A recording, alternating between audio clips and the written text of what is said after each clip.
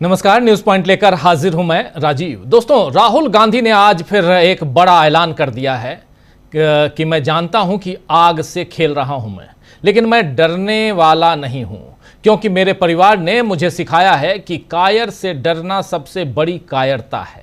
राहुल गांधी ने यह भी कहा कि एक दिन आप में से बहुतों की तरह मैं भी आग में ही खत्म हो जाऊंगा।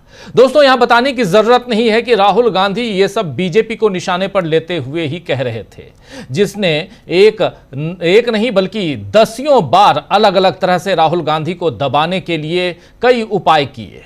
कभी उन पर केस चलाए, कभी संसद की सदस्यता खत्म की और छवि खराब करने की कोशिश की। तो बीजेपी शुरू से ही जो करती आई है वही करती आई, लेकिन किसी भी तरह राहुल गांधी को बीजेपी रोक नहीं पाई।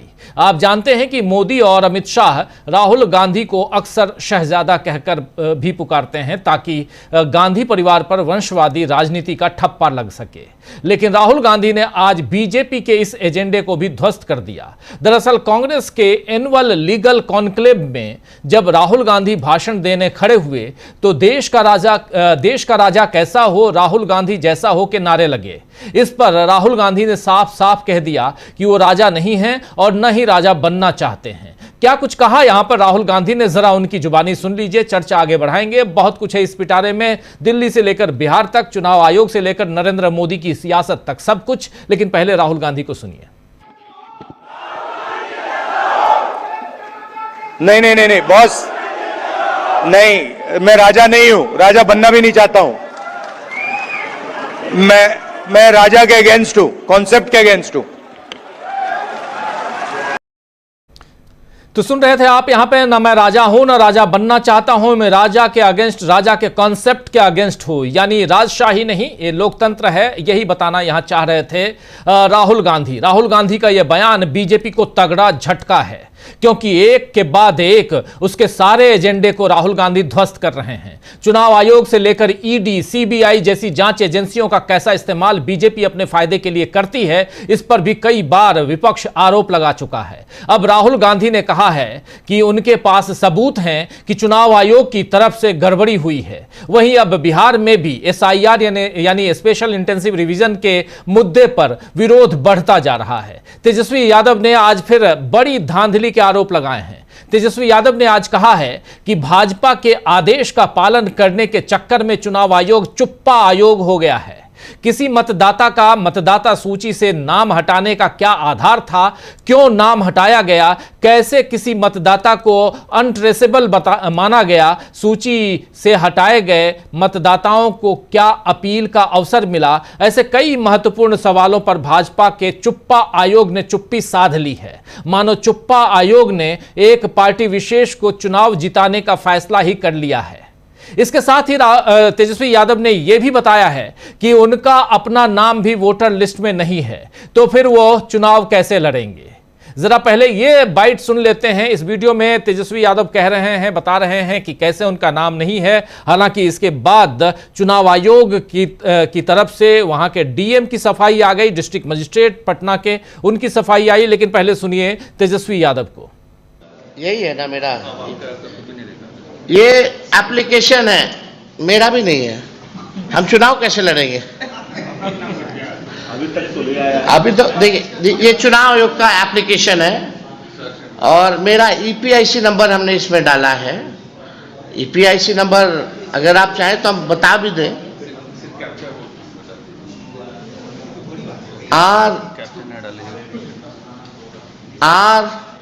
RAB 2916-120, इसमें कैप्चा आता है। हाँ, अचार है। अब हम डालते हैं कि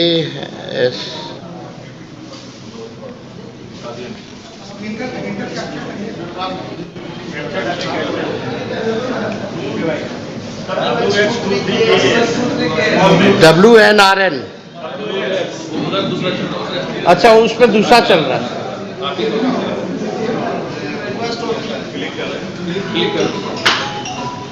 देखिए वहाँ पे डालिए। क्या बोल रहा है? No record. आप देखिए, डालो।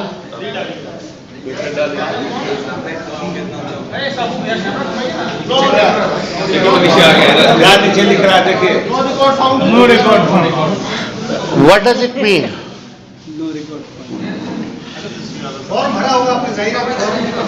हाँ भाई, अरे चुनाव लड़ने के लिए आपको बूथ वोटर बनना चाहिए, बिहार का वोटर होना चाहिए, तब जाकर के आप चुनाव लड़िएगा। बूथ संख्या क्या है आपका? राघोपुर नहीं, मेरा तो यहाँ है, दीघा के वोटर हैं, दीघा विधानसभा वेटनरी में। तो यहां सुन रहे थे, देख रहे थे आप, इस वीडियो में तेजस्वी यादव ने साफ दिखाया है कि जब वो अपना एपिक नंबर डाल रहे हैं तो एरर आ रहा है। जी हां, हालांकि तेजस्वी के इस दावे पर पटना के डीएम का बयान आया कि तेजस्वी का नाम लिस्ट में है और उनका एपिक नंबर बदल गया है। इसके बाद मीडिया के सवालों का जवाब देते हुए तेजस्वी यादव ने दोबारा चुनाव आयोग को घेर लिया। आइए जरा सुन लेते हैं तेजस्वी यादव इसके बाद क्या कुछ कह रहे हैं। इसके बाद पूरा का पूरा जो मीडिया का एक धड़ा, फिर चुनाव आयोग, फिर उनको सपोर्ट करने वाले तमाम लोग, बीजेपी के कार्यकर्ता, यहाँ तक कि उप मुख्यमंत्री बिहार के सम्राट चौधरी, इन सब के ट्वीट आ गए तेजस्वी यादव की फोटो के साथ। एक वोटर लिस्ट जो वहाँ पे है वो दिखाने लगे। और लेकिन तेजस्वी यादव ने क्या कुछ कहा है, जरा ये भी सुन लीजिए। कि ईपीआईसी नंबर नहीं बदलता है, कैसे बदला है, क्या बदला है? अगर मेरा बदल सकता है तो ऐसे कितने लोगों का ईपीआईसी नंबर बदला होगा? ये तो विषय है। यही सब आंकड़े तो हम लोग पूछ रहे चुनाव आयोग से, तो कहीं ना कहीं से पूरी साजिश है कि वोटरों का नाम जो है काट दिया जाए। वो छोड़िए ना, कई आईएएस अधिकारी ट्वीट करके बोल रहे कि उनका नाम कट गया है, तो गरीब का सोचिए। तो ये तो इलेक्शन कमीशन की जिम्मेवारी है कि बूथ वाइज आंकड़ा दे, कैटेगरिकली कि मृत्यु हुई है, किस बूथ पे इतने की मृत्यु हुई है, कौन है, उसका ईपीआईसी नंबर उपलब्ध कराए, सबका ईपीआईसी नंबर उपलब्ध कराए। तो आज मेरा पूरा प्रेस कॉन्फ्रेंस जो था ईपीआईसी नंबर को ही तो लेकर के था और डिटेल्ड को लेकर के था कि मृत्यु हुई है तो क्यों, किनकी हुई है, उसका ईपीआईसी नंबर क्या है, उसकी बूथ संख्या क्या है, कोई अगर दूसरे राज्य में गया है इस वजह से कटा तो उसका डिटेल दे, जिसका डबल है, रिपीटेड है, उसका डिटेल दे। तो ये तो बताना ना पड़ेगा इलेक्शन कमीशन को। पूरी सरकार तो छुपा क्यों रही है? पूरी सरकार आप पर हमलावर होगी, बोल रहे हैं कि उनको अपना नाम भी खोजना नहीं आता है। आप बहुत बढ़िया बात है। सरकार को और क्या काम है जब सरकारें ईपीआईसी नंबर मेरा बदलवा रहा है इलेक्शन कमीशन से? कभी बदलता है? पूछिए तो सरकार से, ईपीआईसी नंबर बदलता है। और तो ईपीआईसी नंबर अगर बदला है तो ऐसे कितने लोगों का बदला होगा? यही तो सवाल है खड़ा कि कितना बड़ा फर्जीवाड़ा चल रहा है। तो ये तो सवाल है कि कितना बड़ा फर्जीवाड़ा चल रहा है। यहां पर तेजस्वी यादव साफ जब एपिक नंबर ही बदल गया इनका, तो उसके बाद ये सवाल खड़े कर रहे हैं। कई आईएएस ऑफिसर, पूर्व आईएएस ऑफिसर्स यानी रिटायर्ड लोगों के भी नाम कट गए हैं। खैर, बिहार में एसआईआर को लेकर चुनाव आयोग गले तक फंसा हुआ है और अभी कई सवालों के जवाब ज्ञानेश कुमार को देना होगा। लेकिन दूसरी तरफ राहुल गांधी लगातार चुनाव आयोग पर आरोप लगा रहे हैं। अब 5 अगस्त को यानी 3 दिन बाद बेंगलुरु में एक प्रेस कॉन्फ्रेंस में राहुल गांधी लोकसभा में हुई गड़बड़ियों को उजागर करने वाले हैं। मगर एक बात का खुलासा आज राहुल गांधी ने दिल्ली के विज्ञान भवन में भी किया है, जिसके बाद से बीजेपी के तमाम नेता राहुल गांधी के पीछे लग गए हैं। दरअसल राहुल गांधी ने कहा है कि जब कृषि कानून का मसौदा तैयार हो रहा था तब अरुण जेटली ने उन्हें इस मसले पर विरोध न करने की हिदायत दी थी, उन्हें धमकाया था। अब बीजेपी और खासकर अरुण जेटली के बेटे रोहन जेटली कह रहे हैं कि कृषि कानून 2020 में आया, जबकि अरुण जेटली का निधन 2019 में ही हो गया था। तो फिर कब मुलाकात हुई, कब बात हुई? सबका खुलासा कांग्रेस पार्टी की तरफ से, कांग्रेस पार्टी को चाहने वालों की तरफ से हो चुका है। कौन सही है, कौन गलत है, ये सब कुछ अब धरातल पे है। लेकिन आइए जरा सुन लेते हैं कि राहुल गांधी ने कहा क्या था कि जिस पर बवाल मच गया। सुनिए। You know, I remember when I was fighting the farm laws, and he's not here anymore, so really I shouldn't say it, but I will. And Arun Jaitley ji was sent to me to threaten me. And he said, you know, if you carry on down this path, opposing the government, fighting us on the farm laws, we will have to act against you. I looked at him and said, I don't think you know who you're talking to. I don't think you have an idea who you're talking to. तो सुन लिया आपने, यहां पे राहुल गांधी कह रहे हैं कि मुझे याद है जब मैं कृषि कानूनों के खिलाफ लड़ रहा था तो अरुण जेटली जी को मुझे धमकाने के लिए भेजा गया था। उन्होंने मुझसे कहा था कि अगर तुम सरकार का विरोध करते रहे और कृषि कानूनों के खिलाफ लड़ते रहे तो हम तुम्हारे खिलाफ कार्रवाई करेंगे। मैंने उनकी तरफ देखा और कहा, ये राहुल गांधी कह रहे हैं कि मैंने उनकी तरफ देखा और कहा कि क्या आपको पता है कि आप किससे बात कर रहे हैं। खैर, इसके बाद ये घटना, इस घटनाक्रम पर अब बहुत सारी बातें आ रही हैं। दरअसल ये जो घटना है ये 2018 की है। राहुल गांधी के इस दावे पर अरुण जेटली के बेटे रोहन जेटली ने प्रतिक्रिया व्यक्त करते हुए एक्स हैंडल पर लिखा है कि राहुल गांधी दावा कर रहे हैं कि दिवंगत अरुण जेटली ने उन्हें कृषि कानूनों को लेकर धमकाया था, लेकिन उन्हें याद दिलाना चाहता हूं कि मेरे पिता अरुण जेटली का निधन साल 2019 में हो गया था और कृषि कानून साल 2020 में पारित किए गए थे। रोहन जेटली ने राहुल गांधी पर पलटवार तो किया है दोस्तों, लेकिन इसमें फिर बीजेपी को उन्होंने फंसा दिया है, क्योंकि भले कृषि कानून 2020 में पारित हुआ, लेकिन उसकी तैयारी और भूमि अधिग्रहण की चर्चा पहले से चल रही थी और राहुल गांधी शुरू से ही इन दोनों यानी भूमि अधिग्रहण कानून और कृषि कानून दोनों का विरोध लगातार करते आ रहे थे। और इसी मसले पे कांग्रेस पार्टी के नेता सांसद मणिकम टैगोर ने 22 जनवरी 2018 के द हिंदू के बिजनेस लाइन पेपर की कतरन शेयर करते हुए लिखा है कि रोहन जेटली के दावे पर कहा है कि राहुल गांधी ने भूमि अधिग्रहण की सच्चाई कृषि कानून का सच्चाई की जगह अधिग्रहण की जगह माफी चाहूंगा राहुल गांधी ने भूमि अधिग्रहण की जगह कृषि कानून का जिक्र किया। सच्चाई यह है कि अरुण जेटली और राहुल गांधी की मुलाकात हुई थी। कृपया सच को तोड़ें मरोड़ें नहीं। यहां पर साफ साफ मणिकम टैगोर ने यह बात लिखी है कि सच को आप तोड़िए मरोड़िए नहीं, और इन दोनों की मुलाकात हुई थी और जो राहुल गांधी कह रहे हैं उस बात में दम है, सही कह रहे हैं। राहुल गांधी की इस बात की सच्चाई को थोड़ा और पास लाने की कोशिश कई लोगों ने की है सोशल मीडिया पे। उस वीडियो को दिखा नहीं हम सकते, 2018 का ही वीडियो है और वो एक वीडियो किसी चैनल का है जहां अरुण जेटली इंटरव्यू दे रहे हैं और उस इंटरव्यू में अरुण जेटली बता रहे हैं कि कृषि कानून को लेकर क्या तैयारियां चल रही हैं, भूमि अधिग्रहण कानून को लेकर भी क्या तैयारियां चल रही हैं, खासकर कृषि कानून को लेकर, MSP को लेकर, इन सब पे बातें हो रही हैं। खैर, दरअसल बीजेपी के लिए राहुल गांधी दोस्तों हो ये रहा है कि वो परेशानियों का पहाड़ बनते जा रहे हैं, चाहे चुनावी धांधली का मामला हो या लोकतांत्रिक हितों का मामला हो, और हर मसले पर राहुल गांधी जनता का साथ देते हुए यानी जनता के साथ खड़े नजर आ रहे हैं। और यही वजह है कि नरेंद्र मोदी और उनका कुनबा, उनकी पार्टी, उनकी सरकार परेशान यहां पर होती जा रही है। यानी यहां पर बीजेपी का घेराव अभी जारी है और उसे राहत देने के मूड में राहुल गांधी नजर नहीं आ रहे हैं, विपक्ष नजर नहीं आ रहा है।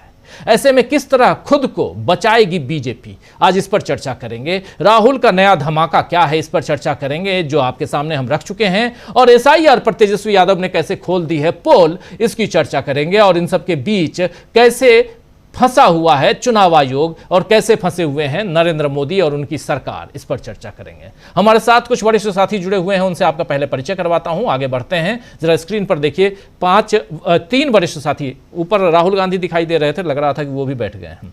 खैर, 3 हमारे वरिष्ठ साथी हैं। राहुल गांधी के पास इतना समय कहां अभी। तो प्रशांत जी हैं हमारे साथ जुड़े हुए, अमलेंदु उपाध्याय जी हैं, प्रोफेसर रविकांत जी हैं। आप तीनों का स्वागत इस्तकबाल है। स्वागत इस्तकबाल आप तमाम दोस्त साथी शुभचिंतक आप सबका, जो अब तक जुड़ चुके हैं उनका भी, जो जुड़ने वाले हैं उनका भी। प्रोफेसर रविकांत जी, सबसे पहले आपके पास आना चाहता हूं। प्रोफेसर साहब, ये क्या धमाका कर रहे हैं राहुल गांधी? देखिए, विज्ञान भवन, सरकारी भवन में जाते हैं और सरकार के खिलाफ बात कर रहे हैं। इतनी हिम्मत धमकी का असर नहीं हो रहा है राहुल गांधी के ऊपर? देखिए राजीव जी, राहुल गांधी इस समय आर पार के मूड में है, और हों भी क्यों नहीं, कि जब लोकतंत्र को लूट तंत्र में तब्दील किया जा रहा है, चुनाव आयोग जिसकी जिम्मेदारी है चुनाव कराना, नागरिकों को मताधिकार उपलब्ध कराना अगर कोई छूटा हुआ है, लेकिन यहां क्या हो रहा है, यहां तो उल्टा हो रहा है। एसआईआर के नाम पर जिस तरह से लोगों के वोट काटे जा रहे हैं, और एक न्यूज चैनल ने यह भी बताया था, दिखाया था कि कैसे मृत लोगों के नाम पर फर्जी सिग्नेचर करके वोट बनाए जा रहे हैं। दोनों ही प्रक्रियाएं चल रही। अब राहुल गांधी इस बात को समझ गए हैं कि अगर लोकतंत्र को बचाना है, संविधान की रक्षा करनी है, तो फिर अब इस सरकार से, इस सत्ता से बिल्कुल आर पार की लड़ाई लड़नी हो। और लेकिन राहुल गांधी की तारीफ और उनका सम्मान इस बात के लिए होना चाहिए कि राहुल गांधी ने इसके पहले कभी कोई अनर्गल टिप्पणी, कोई अनर्गल आरोप नहीं लगाया जिसके उनके पास सबूत नहीं थे। राहुल गांधी सबूत कब दे रहे हैं, आरोप कब लगा रहे हैं, जब उनके हाथ में पूरे तरीके से सबूत हैं। कर्नाटक में अभी 5 तारीख को संभवतः वो प्रेस कॉन्फ्रेंस करेंगे, जिसको उन्होंने कहा कि हम बम फोड़ेंगे। चुनाव आयोग को पूरे तरीके से एक्सपोज करने के लिए राहुल गांधी तथ्यों के साथ, उन तमाम सबूतों के साथ आना चाहते हैं, ताकि देश देख सके कि सच क्या है, झूठ क्या है, सफेद क्या है, काला क्या है, चुनाव आयोग असल में क्या कर रहा है, वो लोकतंत्र को बनाने की प्रक्रिया में है या उसको बर्बाद करने की प्रक्रिया में है। तो राहुल गांधी जब उनके हाथ में अब सारे सबूत हैं, तो फिर वो खुले तौर पर कहने, और उन्होंने ये जगह बनाई है कि राहुल गांधी की अब आप बात को, वो आलू इधर से आलू डालोगे उधर से सोना निकलेगा, ये अब करके नहीं आप भाग सकते हैं। अब क्या है, अरुण जेटली के बेटे ने जो बात कही उसका उत्तर भी आ गया कि असल में बात किसकी हो रही थी, और राहुल गांधी कभी भी झूठ नहीं बोलते पॉलिटिक्स में रहते हुए भी। इसलिए राहुल गांधी का सम्मान ये देश कर रहा है कि पॉलिटिक्स में तो आमतौर पर माना जाता है कि भाई आपको कई बार झूठ भी बोलना पड़ता है, और झूठ की इंतहा तो कहां तक चली गई थी। 15 लाख आएंगे, 2 करोड़ प्रतिवर्ष रोजगार देंगे, अच्छे दिन आएंगे, किसानों की आमदनी दोगुनी हो जाएगी, और हो क्या रहा था, कृषि कानून लाकर के किसानों की ही जमीनें हड़पने का खेल चल रहा था। नौजवानों के नौकरी के नाम पर अभी 2 दिन पहले हम लोगों ने देखा एसएससी की परीक्षा में जो पेपर लीक हुआ था, उसके खिलाफ जब छात्र और तमाम टीचर्स आंदोलनरत थे, तो उन पर लाठियां बांधी गई उनको, और महिला टीचर्स थी, उनके सामने जो मेल पुलिस थी वो खड़े हुए थे। तब आप समझ सकते हैं कि नौजवानों के साथ ये सरकार क्या कर रही है। ऐसे ही आप हर उदाहरण रख सकते हैं सामने कि सरकार ने किया क्या है। अब इस सत्ता की आंखों में आंखें डाल करके आपको बात करना होगा, और बिना डरे हुए। इस बात को भी उन्होंने आज कहा प्रियंका गांधी का हवाला देकर कि आप आग से खेल रहे हैं। राहुल गांधी का जो जवाब था कि बुज़दिल से लड़ने के लिए यह भी करना पड़ सकता है, डरने की कोई जरूरत नहीं है, और ये वही व्यक्ति कर सकता है जब पूरे तरीके से वो पाक साफ हो, कहीं से भी दागदार ना हो। लड़ कौन सकता है? कितने लोगों की उंगली दबाई हुई है, कितने लोगों का हाथ दबाया हुआ है, कितने लोगों को तो पूरा ही, जो ट्विटर पर भी नहीं लिख पा रहे। मैं नेताओं की बात कर रहा हूं, लेकिन राहुल गांधी ये बात तब कह पा रहे हैं कि जब कहीं से भी, और इसीलिए उनको इस समय मोस्ट इंटेलेक्चुअल ही नहीं, मोस्ट ऑनेस्ट लीडर के तौर पर भी देखा जा रहा है।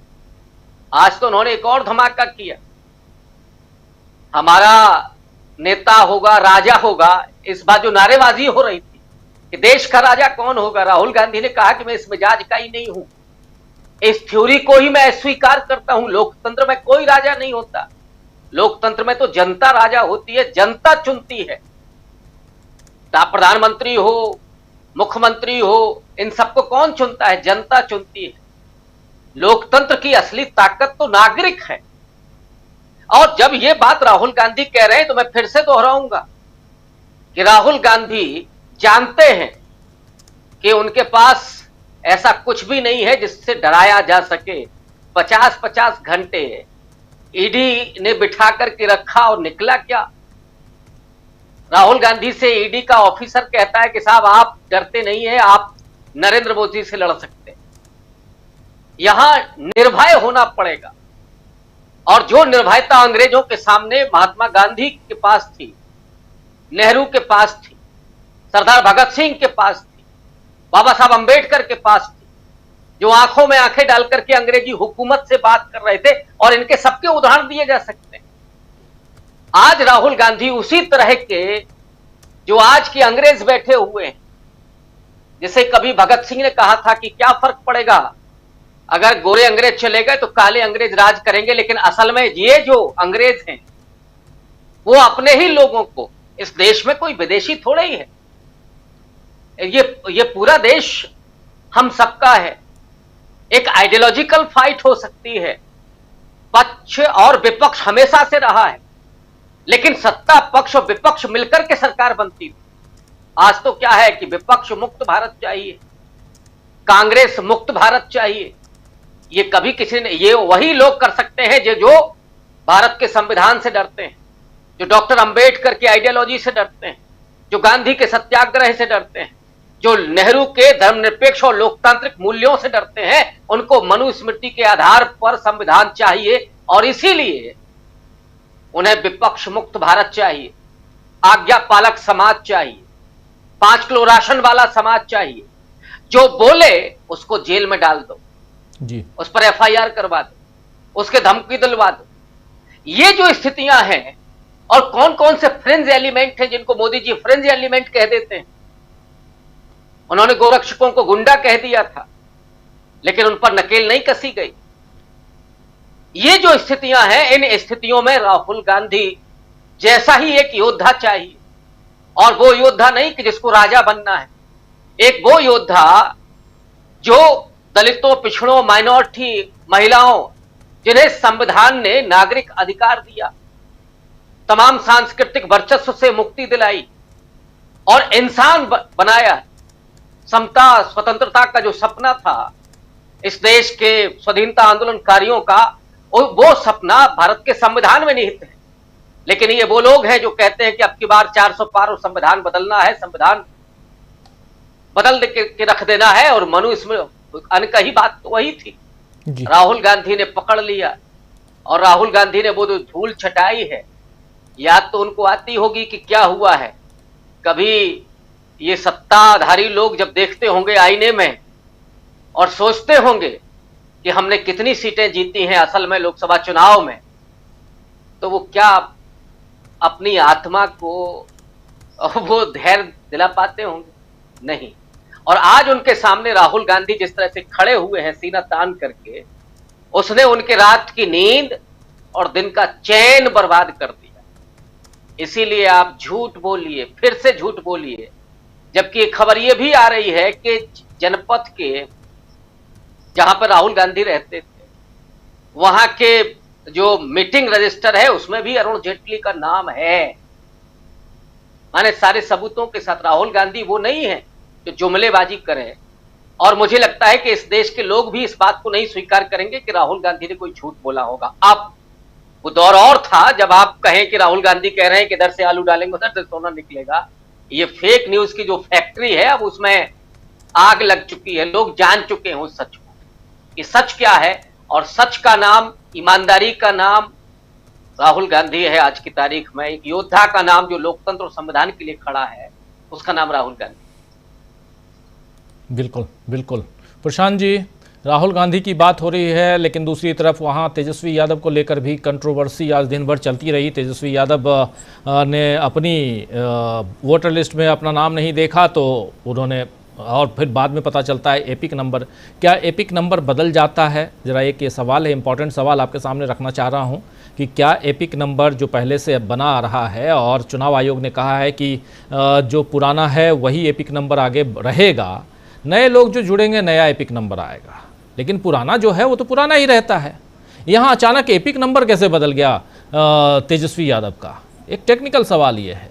दूसरा, राहुल गांधी की कंट्रोवर्सी जो है, राहुल गांधी का फार्म लॉ पर जो बयान है किसान कृषि कानूनों पे, और उसको लेकर भी आपकी राय।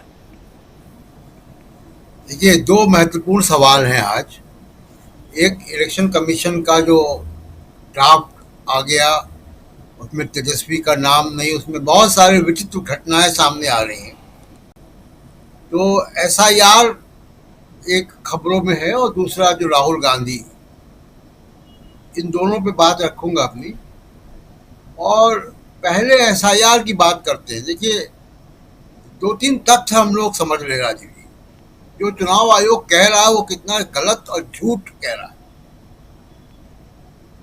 मजेदार तथ्य जो सामने आ रहे हैं, तेजस्वी का नाम उड़ गया। जो सवाल आपका है मैं पहले उसका जवाब दे दूं कि एपिक नंबर नहीं चेंज होता है, ये यूनिक है, मशीन जनरेटेड है। और आपको याद होगा कि जब ममता बनर्जी ने ये विवाद खड़ा किया था कि उनके राज्य में हरियाणा और महाराष्ट्र के कुछ डुप्लीकेट एपिक नंबर पाए गए, तो इलेक्शन कमीशन ने कहा कि ये किसी गलती से हो गया, ये एपिक नंबर यूनिक होता है। तब चुनाव आयोग ने ये बात कही थी। और मेरा एपिक नंबर पिछले 20-25 साल से जब से वोटर ID मुझे मिला है दिल्ली का, तो नहीं बदला, वही एपिक नंबर है। जबकि उसमें एक और कार्ड हो गया, एड्रेस भी बदला मेरा, लेकिन एपिक नंबर नहीं बदला। तो EPIC नंबर नहीं बदलता है। ये कैसे हो रहा है ये चुनाव आयोग बताएगा। और इसीलिए मैंने शुरू में राजीव जी कहा था कि इलेक्शन कमीशन ने वोटर ID कार्ड और आधार कार्ड को बाहर इसीलिए रखा है कि इसके जरिए किसी प्रकार की ट्रैकिंग ही ना हो पाए। अब आप देखिए कैसे कैसे फनी जो है वो बातें आ रही हैं। एक विधानसभा क्षेत्र है दीचा निर्वाचन क्षेत्र है। अब उसमें एक वोटर पोलिंग बूथ है वेटनरी कॉलेज कैंपस के पास, 204 भाग संख्या। उसमें एक मकान नंबर 107 है। उसमें प्रसाद त्रिपाठी, सिन्हा सिंह, मुस्तफ़ा आलम, 7-8 अलग अलग सरनेम के लोग रह रहे हैं। ऐसा राष्ट्रीय एकता का एक मकान है जहाँ पे सब रह रहे हैं कि एड्रेस पे। इस तरीके के तमाम एग्जाम्पल आ रहे हैं। मतलब ऐसे ऐसे उदाहरण आ रहे हैं। जैसे मान लीजिए कि मैं एक बताऊं कि एक निर्वाचक का नाम है मधु कुमारी तिवारी, पति का नाम है हस्बैंड, मकान संख्या फला फला। उसके बाद आप देखिए कि एक निर्वाचक है दिव्या राज, पिता का नाम है फादर। एक है नेहा कुमारी, माता का नाम है इलेक्शन कमीशन ऑफ इंडिया। तो इस तरीके के जो है चीज़ें सामने आ रही हैं, जो दिखा रहा है कि कितनी जल्दबाजी में किया गया है, हड़बड़ाहट में किया गया है। और उसमें दोनों बातें हैं। एक नियत भी खराब है कि आपको 65 लाख लोगों के नाम काटने थे, जिसमें 22 लाख वो लोग भी जो जिनका चुनाव आयोग का दावा है कि वो जीवित नहीं है, उसमें भी बड़े सवाल खड़े होते हैं। तो 65 लाख लोगों के नाम आपको काटने थे। औसत 25 से 27 हजार पर कंस्टिट्यूंसी नाम कट रहा है विधानसभा के। तो ये तो चुनाव का नतीजा ही बदल देगा।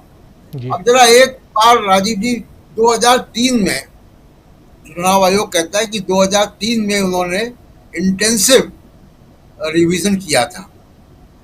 मैं जरा उस इंटेंसिव रिवीजन को रिविजिट करता हूँ। उस इंटेंसिव 2003 के इंटेंसिव रिवीजन में जो बिहार में भी हुआ था और कुछ और राज्यों में हुआ था, 5 या 6 राज्यों में हुआ था। 2 साल लगे थे। यहाँ कितना टाइम ले रहे हैं? 1 महीना। 2 साल लगे थे बिहार का इंटेंसिव रिवीजन करने में 2002 और 2003 में। विधानसभा का चुनाव 2005 में था। विधानसभा चुनाव के 2 साल पहले वो कंप्लीट हो गया था। दूसरी बात, 2003 जब लिंगडो साहब चीफ इलेक्शन कमिश्नर थे, 2003 में 2002-03 में जो रिवीजन हुआ, इंटेंसिव रिवीजन हुआ, घर घर सर्वे हुए थे। तमाम राजस्थान में भी हुआ था, बिहार में भी हुआ था और जगह भी हुआ, दिल्ली में भी हुआ था। RWA से, ग्राम सभाओं से, पंचायतों से, जो NGO से, तमाम लोगों से मदद ली गई थी और समाज के वेरिफिकेशन के जरिए उसको इलेक्टोरल रोल क्रिएट किया गया था। किसी भी नागरिक की नागरिकता नहीं मांगी गई थी, कोई जन्म प्रमाण पत्र नहीं मांगा गया था, बल्कि समाज से, ग्राम सभा से, RWA से, इनके जरिए वेरीफाई हुआ था और BLO घर घर गए थे। ये 2003 में हुआ था जी। 2003 में 2 साल लगे थे, नागरिकता नहीं मांगी गई थी, चुनाव शुरू होने के 2 साल पहले वो कंप्लीट हो गया था। तो अब ऐसा क्या हो गया? इसलिए इसमें लगता है कि ये पॉलिटिकल है, इसमें साजिश है और ये एक कस्टमाइज वोटर लिस्ट तैयार की जा रही है जिसमें तमाम लोगों के नाम उड़ाए जा रहे हैं, जिसमें तेजस्वी यादव का नाम भी हटा दिया गया और ये वोटर ID एपिक नंबर नहीं चेंज होता, ये इलेक्शन कमीशन खुद कह चुका है। कैसे चेंज हो गया? दूसरी बात जी, राहुल गांधी ने जो सवाल खड़े किए हैं और जो आज सम्मेलन हुआ है, इन दोनों पे देखिए 2-3 बातें हैं। एक तो नरेंद्र मोदी के ऊपर राहुल गांधी ने बड़ा आरोप लगाया है और ये आरोप अगर स्टैंड करता है तो बहुत स्थिति खराब होगी। वो 2024 के पूरे इलेक्शन को ही चैलेंज कर रहे हैं कि नरेंद्र मोदी जो है वो एक बड़े इलेक्शन फ्रॉड के जरिए प्रधानमंत्री बने हैं। ये राहुल गांधी का आरोप है जी।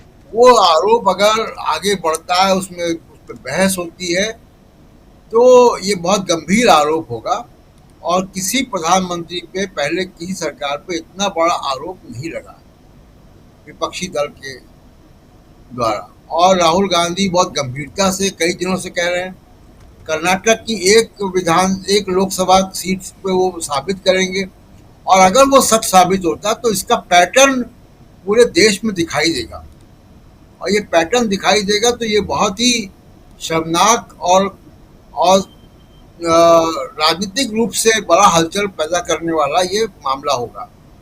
दूसरा कि अब जरा मोदी साहब का देखिए कि चाइना की नीति पे, जमीन पे चाइना ने कब्जा किया हुआ, उसको लाल आंख आप नहीं दिखा पाए। टिकटॉक को बैन करने के सिवा आपने और कुछ बड़ा कदम नहीं उठाया। पाकिस्तान के खिलाफ जो पाकिस्तान के साथ सीजफायर हुआ सवालों के घेरे पे है। रोज ट्रंप कहते हैं, हम लोगों ने गिनना भी छोड़ दिया, 30 बार हो गया है शायद। टैरिफ के मामले पर ट्रंप ने इतना बड़ा फैसला किया, भारत के खिलाफ किया और बहुत विंडिक्टिव होकर किया कि भारत के पड़ोसी देशों का टैरिफ कम किया ताकि यहाँ का एक्सपोर्ट और इंडस्ट्री जो है वो बर्बाद हो। तो ऐसी कैसी दोस्ती थी आप प्रचार कर रहे थे? इलेक्शन प्रोसेस की, फॉरेन पॉलिसी की आप बात कीजिए, फॉरेन पॉलिसी में कितनी बड़ी विफलता है ये पाकिस्तान के साथ जब क्लैशेस हुए उसमें दिखाई देगा। कोई भी आपके साथ खड़ा नहीं हुआ। इकोनॉमी की स्थिति ये है कि एनर्जी सिक्योरिटी का बड़ा सवाल है। इकोनॉमी 6 GDP से नीचे जाएगी जब ट्रंप के टैरिफ लागू होंगे 3-4 दिन बाद से। तो इतना विफल प्रधानमंत्री और इसके साथ अब ये भी आरोप कि उनका इलेक्शन भी फेयर नहीं था, जिस बात में बहुत दम भी है, क्योंकि बहुत से डेटा आए थे कि किस तरीके से वोट बढ़े, 1 करोड़ से भी पहला वोट ज़्यादा बढ़ गए पहले ही राउंड में। तो तीसरी एक बड़ी बात है कि जो सम्मेलन राहुल गांधी कर रहे हैं या कांग्रेस पार्टी कर रही है, जो आज दिल्ली में हुआ और जगह भी कर रही है, ये सम्मेलन बीजेपी ऐसे सम्मेलन क्यों नहीं कर रही है? बीजेपी एक पॉलिटिकल पार्टी के तौर पे बीजेपी कहीं दिखाई नहीं देती है। बीजेपी केवल अब चुनाव लड़ने की मशीन है और मोदी हैं। मोदी के अलावा बीजेपी बची नहीं है। तो इसलिए राहुल गांधी का स्टैंड, अगर ये राहुल गांधी का आरोप, इस पे बात आगे बढ़ती है बहुत, तो ये बीजेपी के लिए बहुत चुनौतीपूर्ण होगा इस आरोप से जूझना। जी बिल्कुल, बीजेपी के लिए एक चुनौतीपूर्ण होगा। बिल्कुल, ये स्टैंड जो है एक गंभीर है, जहां पर बीजेपी के लिए कहीं ना कहीं राहुल गांधी की चुनौतियों का सामना कैसे वो करेंगे, और दूसरी तरफ बिहार में जो एपिक नंबर को लेकर चल रहा है उन चुनौतियों का सामना वो कैसे करेंगे, बीजेपी के नेता कैसे करेंगे, ये देखना होगा। एक बार जल्दी से अमलेंदु उपाध्याय जी आपके पास आना चाहता हूँ। अमलेंदु जी, आप कैसे देखते हैं बिहार से लेकर दिल्ली तक, और आज का दिन, आज शनिवार का दिन, बारिश का समय है, बरसात का समय है, लेकिन माहौल जो है वो काफ़ी गर्माहट भरा, चाहे वो दिल्ली हो चाहे इधर हो। पटना के डीएम ने क्या कुछ कहा है तेजस्वी यादव के इस पूरे मसले पे, आइए उनकी बाइट भी सुन लेते हैं। पटना के डीएम की बाइट सुनना ज़रूरी है, नहीं तो कहेंगे कि आप लोग हमारी बात सुनाते नहीं हो, जबकि हम सबसे पहले उनकी बात रखते हैं। और एपिक नंबर में परिवर्तन आखिर क्यों हो गया, बड़ा सवाल है। प्रशांत जी बात कर रहे थे, प्रोफेसर रविकांत जी ने अपनी बात रखी है। पहले पटना के डीएम की बात सुनते हैं, फिर अमलेंदु जी आपके पास आता हूं, सुनिए जरा। सर, नेता प्रतिपक्ष तेजस्वी यादव, उन्होंने कहा है कि क्या कुछ अभी भी उनका नाम कायम है और सभी लोग सार्वजनिक तौर पर हैं, सभी लोग देख सकते हैं।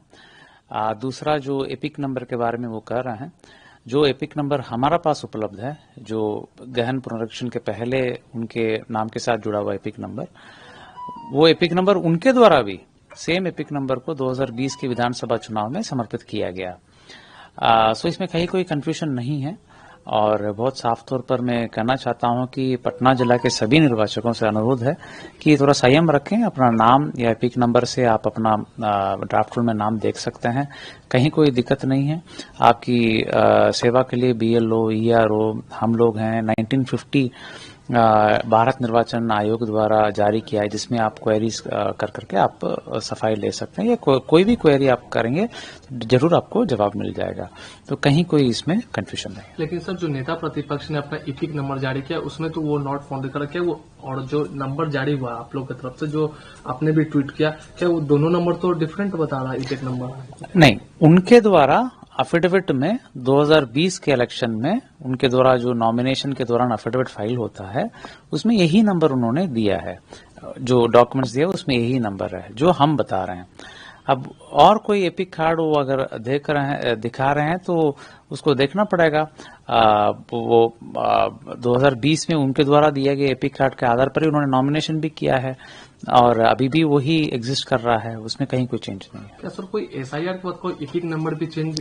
कुछ नहीं, ऐसा कुछ नहीं। एपिक नंबर सेम रहेगा, जो आपके पास पहले था वही एपिक नंबर भी रहेगा। जो पब्लिक लोग या फिर जो भी और हैवॉक क्रिएट कर रहे हैं SIR को लेकर, उसको लेकर सर क्या कुछ अपना मैसेज? देखिए, हर एक बात जिस पर लोगों का कंफ्यूजन है, या जो मीडिया, सोशल मीडिया के माध्यम से क्वेरीज आ रहे हैं, या किसी प्रकार की कुछ बातें आ रही हैं, सबको एक एक करके हम लोग एक्सप्लेन कर रहे हैं। भारत निर्वाचन आयोग भी अपने स्तर से एक एक बात को लेकर के एक्सप्लेन कर रहा है, मीडिया के माध्यम से, सोशल मीडिया के माध्यम से, कहीं कोई इसमें कंफ्यूजन नहीं। एक सर लास्ट क्वेश्चन है, सवाल ये हो रहा है कि कई लोग पटना से भी, कई लोग का नाम कट गया है, क्या उसको लेकर BLO कहा जा रहा है कि BLO भी ठीक से जांच नहीं किया, लोग को अपलोड कर दिया, बहुत लोग नहीं, ऐसा कुछ नहीं, ऐसा बिल्कुल कुछ नहीं है। 5 दिन पहले भी, यानी SIR के समाप्ति मतलब जो ड्राफ्ट रोल। तो सुन रहे थे यहाँ अमलेंदु जी, 2020 में जो हलफनामा इन्होंने जो चुनाव के वक्त दिया था, जो उसमें जो लिखा था, यानी तेजस्वी यादव ने, ये कह रहे हैं कि वो है, ये पता नहीं कौन सा एपिक नंबर बता रहे हैं। अब यहाँ तो गड़बड़ है, मामला ही गड़बड़ दिखाई दे रहा है। लेकिन ये जांच का विषय है, ये लोग समझें, चुनाव आयोग समझे, तेजस्वी यादव समझें। लेकिन एक जो सबसे बड़ी चीज़ है यहाँ पे अमलेंदु जी, वो ये कि आखिर ऐसी गड़बड़ियों और उसको उजागर करने की नौबत क्यों आई तेजस्वी यादव को, पहली बात। दूसरी बात, यहाँ दिल्ली में राहुल गांधी जो कह रहे हैं, राहुल गांधी ने जो आज भाषण दिया है, उस भाषण पे भी आपका वक्तव्य चाहिए। और हमारे साथ जुड़ गए हैं श्रवण गर्ग साहब। गर्ग साहब, आपका स्वागत है इस कार्यक्रम में, बहुत बहुत स्वागत आपका। अमलेंदु जी, जल्दी से। देखिए राजीव जी, एक तो तेजस्वी यादव ने प्रेस कॉन्फ्रेंस में बाकायदा अपना एपिक कार्ड दिखाया भी, और उसी से उन्होंने उसको खोजा जो नहीं मिला। अब डीएम साहब का कहना है कि जो 2020 में एपिक कार्ड था, एपिक नंबर था, वही एपिक नंबर मौजूद है। अब डीएम साहब को फिर ये बताना चाहिए कि तेजस्वी यादव के पास फिर दूसरा एपिक कार्ड कैसे पहुंच गया फिर।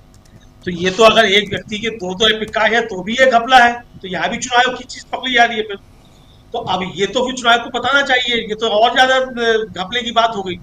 दूसरा राजीव जी, एक बात बहुत साफ तौर पर चुनाव आयोग ने खुद स्वीकार किया था, पश्चिम बंगाल का जब मामला हुआ था, ममता बनर्जी ने आरोप लगाए थे, तो चुनाव आयोग ने प्रेस विज्ञप्ति जारी करके कहा था कि कुछ मामलों में ऐसा हुआ है, वो उनका जो नोट क्या 02 करके सॉफ्टवेयर है उसकी वजह से गड़बड़ियां हो गई और उसको हम सुधार लेंगे, और अब यूनिक एपिक नंबर जो है हर व्यक्ति का रहेगा। अगर यूनिक एपिक नंबर हर व्यक्ति का रहेगा तो फिर ये नंबर गड़बड़ क्यों हो रहा है। दूसरा, डीएम साहब खुद कह रहे हैं कि किसी का एपिक नंबर नहीं बदला गया है एसआईआर में, और बदला भी नहीं जाना था, तो ये एपिक नंबर बदले कैसे जा रहे हैं। तो ये तो बहुत गंभीर सवाल पैदा हो रहे हैं। तो ये इसका मतलब राजीव जी, जो विपक्ष के आरोप थे चुनाव आयोग के ऊपर, वो आरोपों को चुनाव आयोग जो है वो सत्य साबित करता हुआ दिखाई पड़ता है। क्योंकि तेजस्वी यादव ने बहुत से लोगों के वहां बात रखी है, और खुद राजीव जी तेजस्वी यादव की तो बात छोड़ दीजिए, परसों ही जनता दल यू का जो प्रतिनिधि मंडल जाकर मिला है चुनाव आयोग से, उस प्रतिनिधि मंडल ने गड़बड़ियों की शिकायत की है कि किस तरीके से कहा के वोट कहीं कर दिया जा रहा है, एक एक परिवार के जो चाचा बूथों में किया जा रहा है। ये तो जनता दल यू शिकायत कर रहा है। तेजस्वी यादव चलिए मान दिया कि तेजस्वी यादव तो राजनीति कर रहे हैं, चुनाव लड़ना है उनको, चुनाव आयोग को जो बता रहे हैं वो कि मिल गए हैं, हम भाजपा की बात सच मान लेते हैं चूंकि हार रहे हैं तो तेजस्वी यादव आरोप लगा रहे हैं। लेकिन आप जनता दल यू तो जीत रहा है ना, तो वो कहा फिर चुनाव से जाकर कह रहा है कि भाई गड़बड़ियां हो रही हैं। तो इसका जवाब क्या है चुनाव के पास। तो ये गड़बड़ियां हैं, निश्चित तौर पर बड़े पैमाने पर गड़बड़ियां हैं। दूसरी बात जो महत्वपूर्ण बात है, जो तेजस्वी यादव ने भी कहा कि भाई आपने एक एक विधानसभा क्षेत्र में 25 से 30 हजार वोट काट दिए, लेकिन वो 25 से 30 हजार लोग कौन हैं, उनके एपिक नंबर क्या थे, उनका पता क्या था, किस बूथ पे थे, ये तो बताइए। वो तो आपने सूची में बताया ही नहीं है। और यही बात सुप्रीम कोर्ट में बहस के दौरान चल रही थी। कपिल सिब्बल ने यही सवाल उठाया था कि भाई ये सूची जारी कर देंगे, लेकिन वो जो व्यक्ति का नाम कट रहा है वो कैसे मालूम पड़ेगा, हम कहाँ ढूंढेंगे। तो चुनाव आयोग के वकील ने कहा कि सब वो आप हमारी वेबसाइट पे, उसमें वेबसाइट पे देख लीजिएगा। तो पूछा गया कौन सी वेबसाइट, कि आप चुनाव आयोग की वेबसाइट पे देख लीजिएगा। तो अब चुनाव आयोग की वेबसाइट पर भी देखना हो तो कैसे देखा जाए, एपिक नंबर से देखा जाएगा। डीएम साहब खुद कह रहे हैं कि एपिक नंबर से आप देख लीजिए, और वो एपिक नंबर आपने दिया नहीं है जिस व्यक्ति का नाम कटा है। आपने बता दिया कि फला कॉन्स्टिट्यूंसी में 30 हजार नाम कट गए, तो इसकी जिम्मेदारी किसकी है, तो चुनाव को बताना पड़ेगा। तो राजीव जी, मुझे लगता है कि 12 और 13 अगस्त को जो सुप्रीम कोर्ट में सुनवाई होनी है, उसके लिए मजबूत आधार अब तैयार हो रहा है कि चुनाव आयोग का मसौदा भी जारी हो गया, उस मसौदे में क्या क्या गड़बड़ियां हैं, याचिकाकर्ताओं ने जो आशंकाएं व्यक्त की थी वो आशंकाएं सच साबित हुई हैं। अब ये तर्क दिए जाने का आधार तैयार हो चुका है सुप्रीम कोर्ट में, जब 12 और 13 अगस्त को सुनवाई होगी राजीव जी। क्योंकि अब सब बहुत सारी चीजें अब सुप्रीम कोर्ट पर टिकी है 12-13 अगस्त की सुनवाई को लेकर, तो वहां तय होना है। और तब तक राजीव जी और भी बहुत सारी चीजें निकल कर आ जाएंगी कि किन लोगों के नाम कटे हैं, किस तरीके से कटे हैं, कोई सूचना दी गई नहीं दी गई। चुनाव आयोग के वकील ने 2-2 बार सुप्रीम कोर्ट में कहा कि एक भी व्यक्ति का नाम कटेगा उसको नोटिस दिया जाएगा।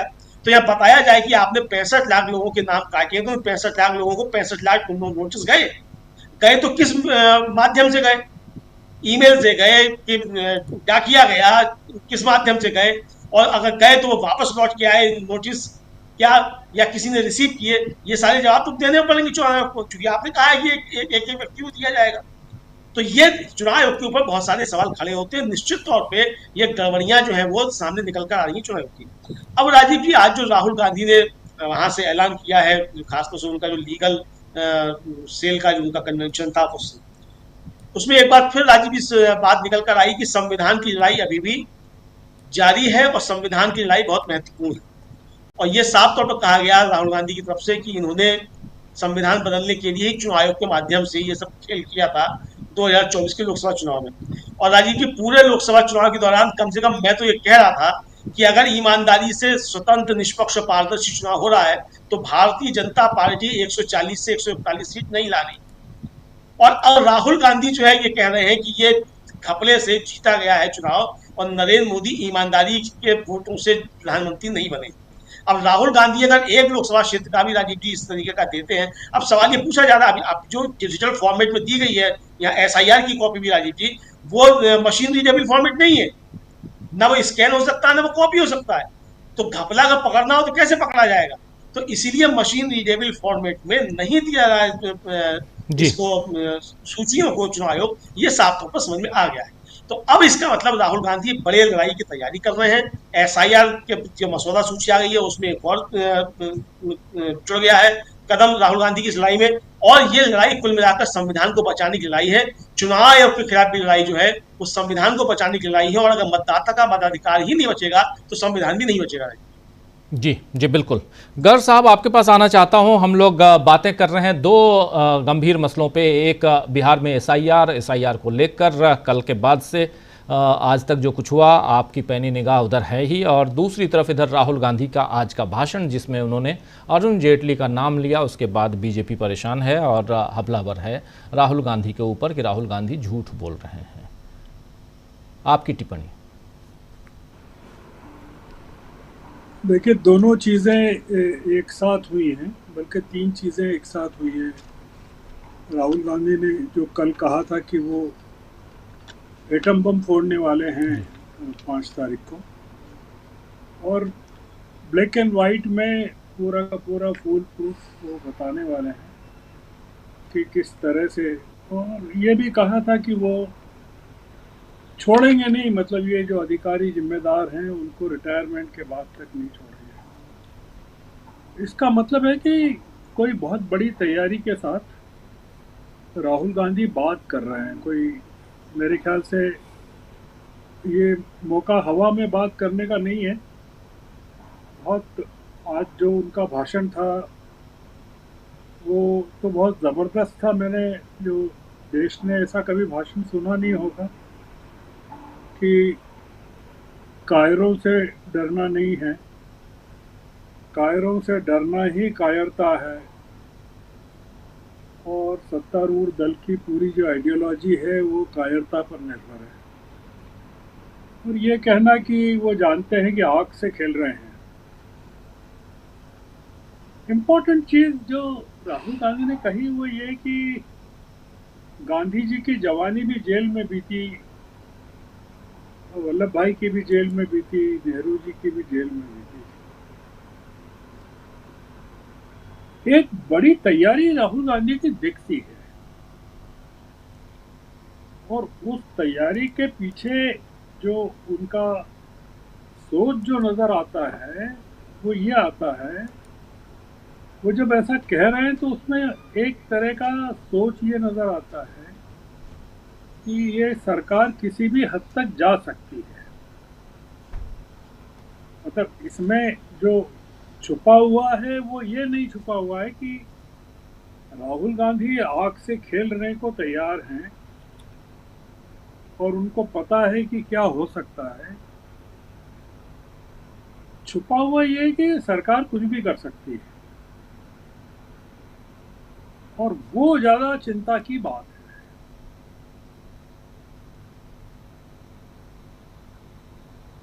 आप मान के चलिए कि राहुल गांधी ने जितनी बातें कही कि 2024 में कैसे जीते, वो कह रहे हैं 2014 से ही उनको शक है चीजों को लेकर। जी। अरुण जेटली की बात तो ठीक है, मतलब वो गए होंगे राहुल गांधी के, मिले तो हैं ही। वो किस चीज़ को लेकर मिले, कृषि कानून को या लैंड एक्विजिशन बिल को लेकर या किसी चीज़ को, अध्यादेश को लेकर मिले, पर वो मिले तो हैं, कोई चाय पीने तो गए नहीं होंगे। और राहुल गांधी के अरुण जेटली के जो संबंध थे गांधी परिवार से, वो काफ़ी अच्छे संबंध हैं। एक कंड्यूट का काम तो वो करते ही थे कि वो कम्युनिकेट कर दें कि जो चल रहा है। ये तब की बात है जब मोदी जी बहुत पावरफुल थे। पावरफुल मतलब वो धमका सकते थे वो किसी को भी।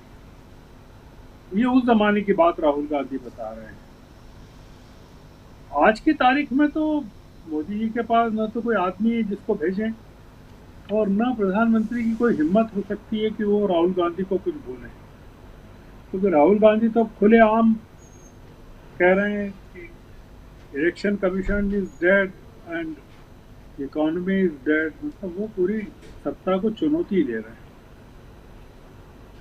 तो मुझे लगता है कि ये जो बात है ये काफ़ी आगे तक जाने वाली है और हमको इसमें कोई अभी मैं आज की तारीख में कोई सिल्वर लाइनिंग नहीं देख रहा हूँ कि कोई बहुत आशा मुझे दिखती हो सरकार की तरफ से या इलेक्शन कमीशन की तरफ से या इवन सुप्रीम कोर्ट की तरफ से जो 12 तारीख उन्होंने दी है।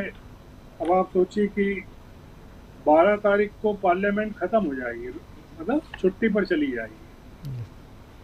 12 तक ही पार्लियामेंट है और 12 को सुप्रीम कोर्ट इस पूरे मामले को लेगी। पार्लियामेंट मतलब रक्षाबंधन और इंडिपेंडेंस डे को लेकर वेकेशन पे चली जाएगी 5 दिन के लिए। अब उसके बाद पार्लियामेंट जुटेगी तो मेरे ख्याल से 3-4 दिन का फंक्शन बचेगा। 21 अगस्त तक है सर जी। अब सुप्रीम कोर्ट ने इतनी लंबी तारीख दी, अब कोई वजह रही होगी कि वो उन्होंने 12 अगस्त दी।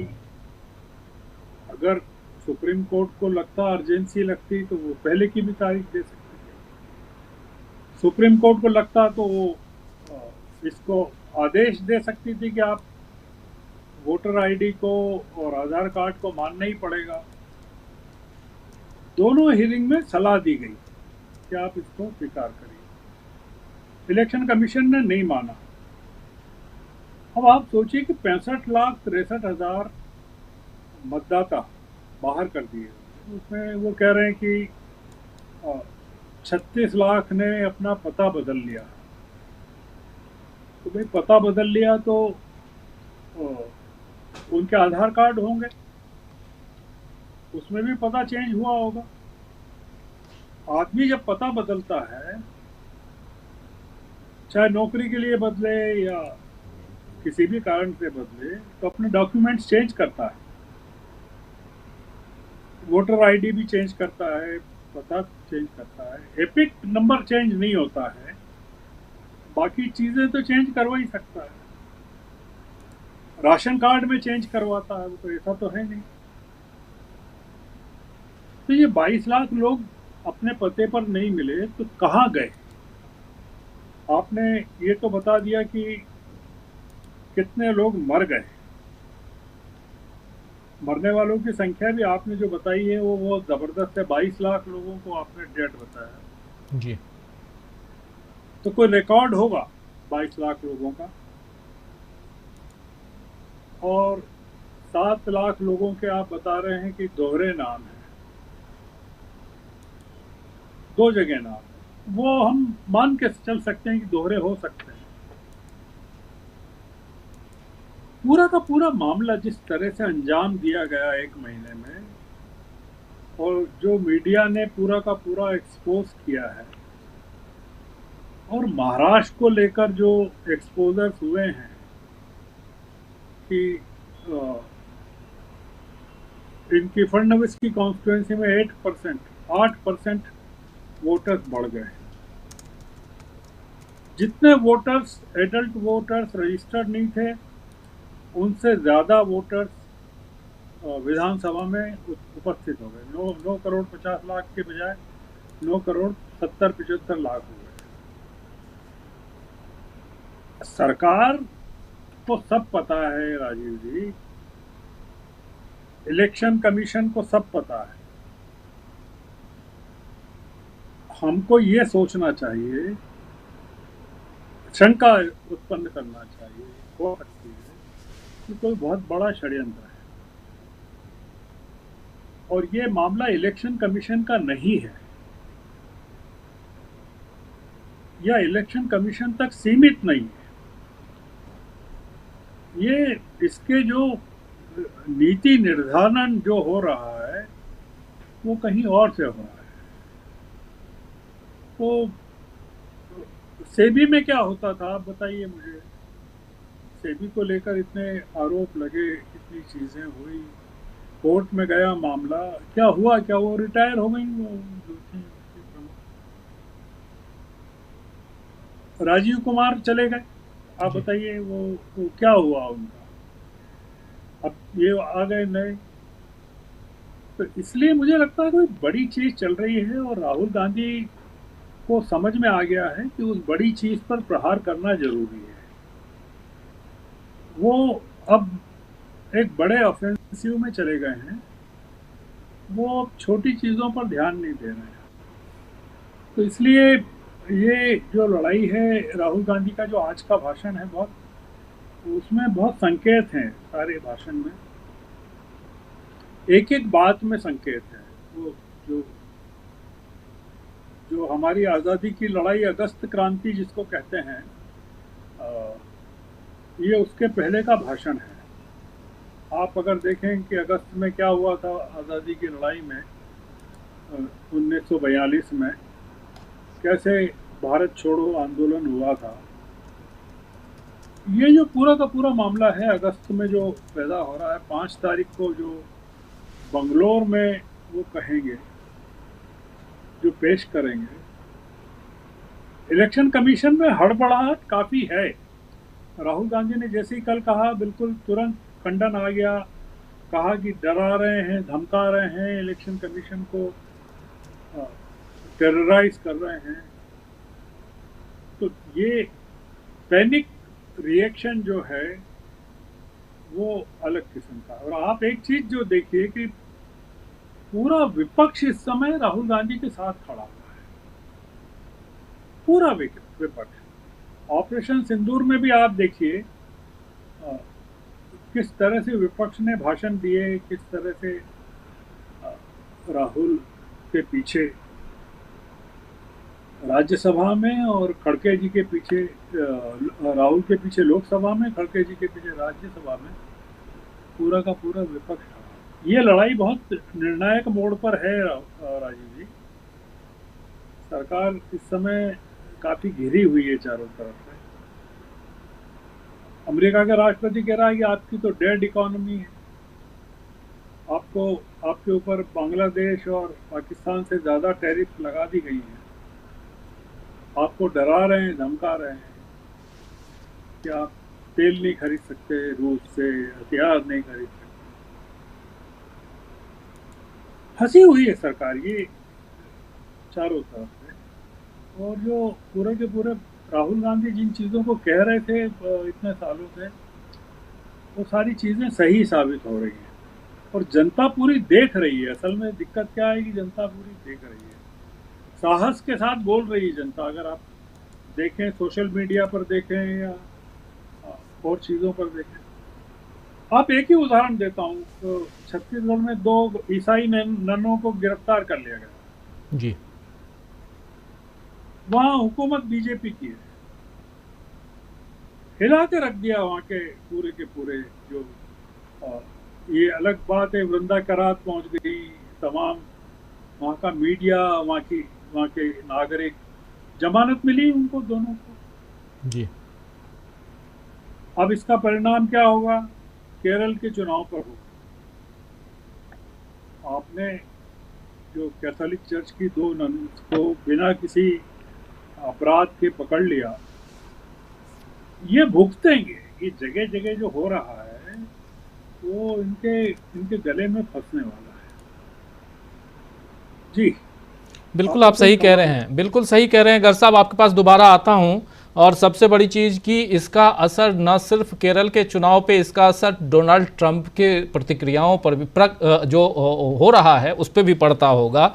मणिपुर की बात हम लोग लगातार करते ही रहे हैं और वहाँ कितने चर्चेज़ को जलाए गए, ये सब तो मैं प्रत्यक्षदर्शी हूँ, जाके देख के आया हूँ वहाँ के पूरे घटनाक्रम को। इसलिए भी, और इन सब का असर न सिर्फ हिंदुस्तान में, हिंदुस्तान के भारत और बाहर और ख़ासकर यूरोप और अमेरिका में तो ज़्यादा इसका असर आने वाले समय में और देखने को मिलेगा। भारत के साथ उनके संबंध कैसे रहते हैं उन देशों के। हम चाहते हैं कि हमारा संबंध जो है दुनिया के तमाम देशों के साथ अच्छा हो और हम कहीं भी जाएं तो हमको उसी सम्मान के साथ देखा जाए। लेकिन क्या यहाँ उस ढंग से, जरा आना चाहता हूँ जल्दी से प्रशांत जी आपके पास, फिर प्रोफेसर रविकांत जी आपके पास आता हूँ। प्रशांत जी, एक गंभीर चर्चा, और छत्तीसगढ़ की बात तो हम लोग इस खबर को पढ़ ही रहे हैं, देख ही रहे हैं, लेकिन सवाल यही है कि राहुल गांधी ने क्या अपने ट्रैक को बदल लिया है?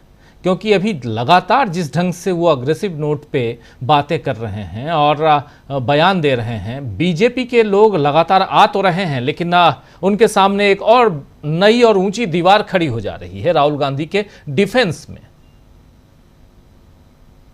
देखिए, आज जो भाषण है और जो 5 तारीख को बेंगलोर में होगा, वो केवल एक सीट का मामला नहीं है, वो पूरे देश के चुनाव का एक संकेत होगा कि पूरे देश में 2024 में राजीव कुमार जो उस वक्त के मुख्य चुनाव आयुक्त थे, उनकी देखरेख में चुनाव कैसे हुआ और कैसे चुनाव में धांधलियां हुई हैं, ये हम देखेंगे।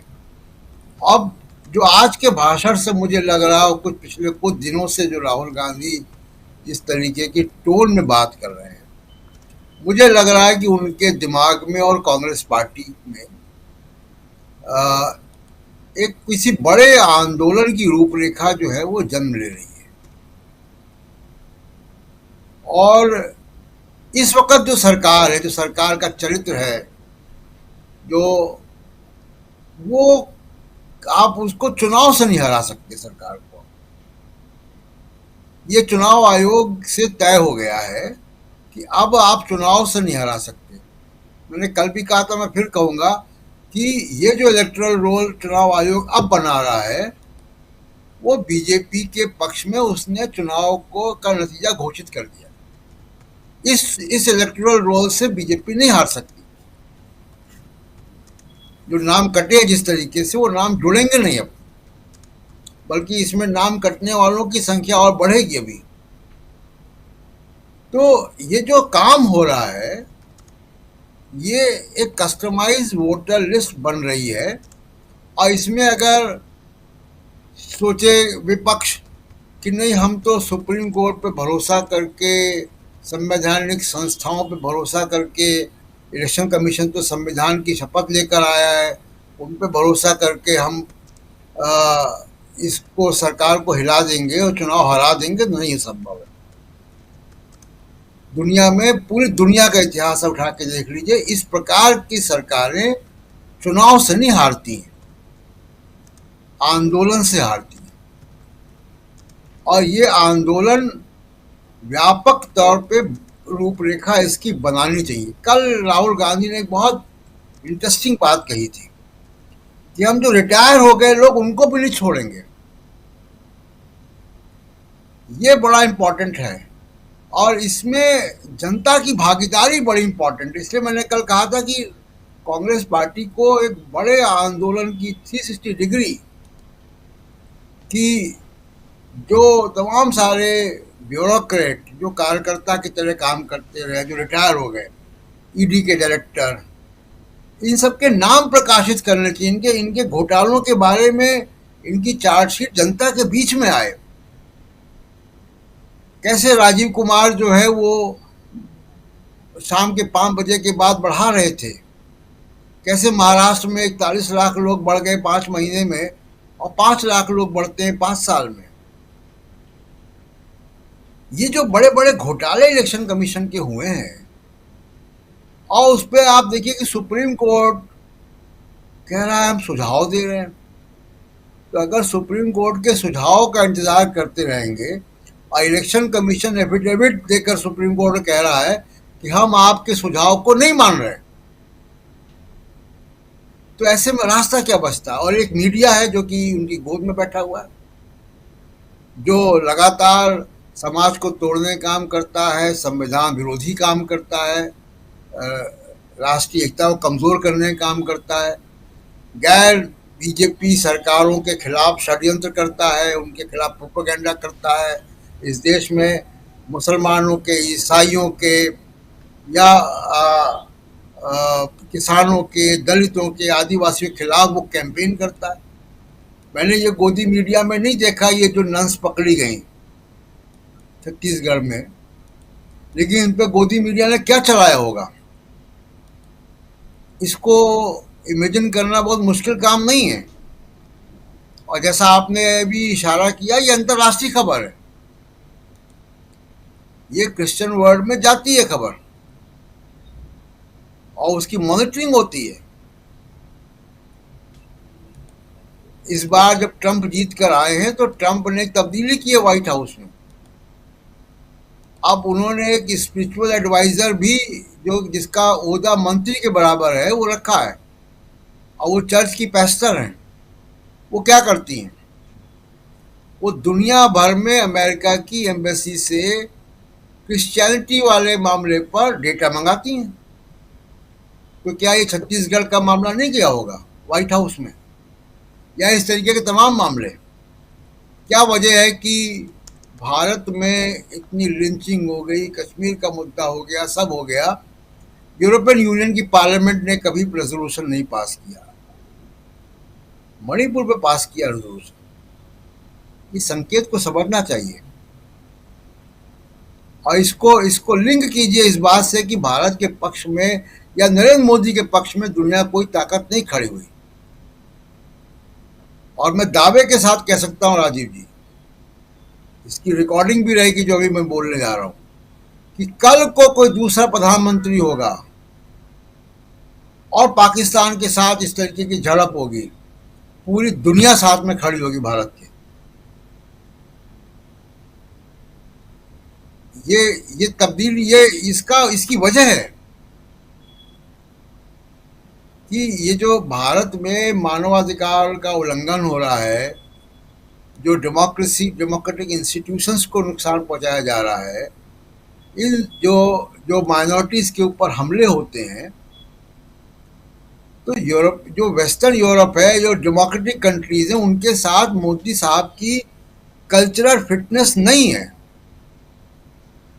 वो भारत के प्रधानमंत्री हैं तो लोग हाथ मिला लेते हैं, वो भी मतलब एक आध बार कोशिश करते हैं कि नहीं मिलाएं।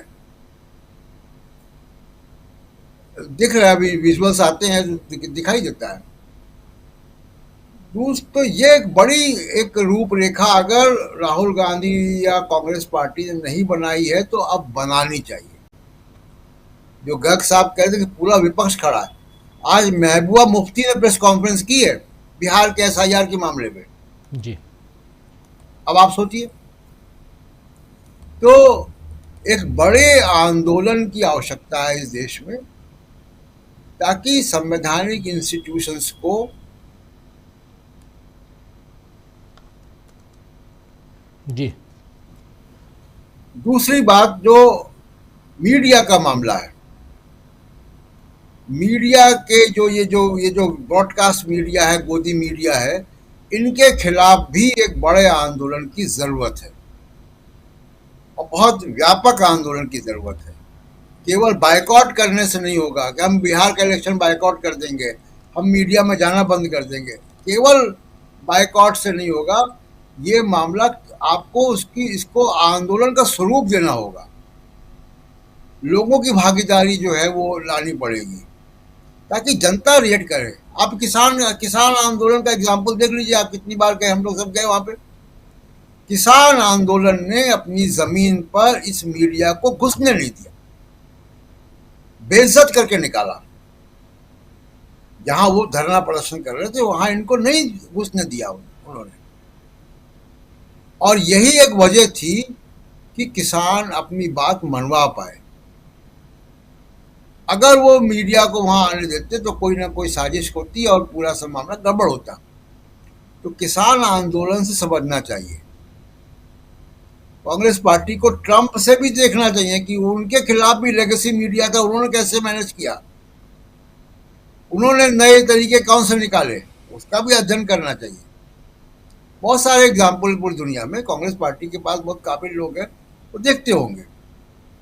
जी तो कुल मिला के ये कि आंदोलन की जरूरत है इस देश को, ताकि संविधान को बचाया जा सके। और एक आखिरी बात, चुनाव आयोग ने शुरू किया फॉरेन नेशनल पे, विदेशी नागरिक इलेक्टोरल रोल में घुस गए।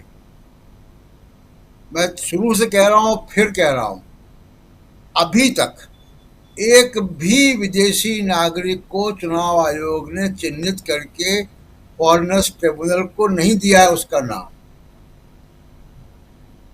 मैं तो शुरू में 5 की बात कर रहा था, मैं 1 की बात कर रहा हूं कि एक विदेशी नागरिक का तो नाम बता दें जो आपको बिहार में मिला हो, जी जो मतदाता सूची में आ गया हो। एक भी नहीं बता पाए अभी तक। तो इससे मालूम पड़ता है कि उनकी मंशा क्या है।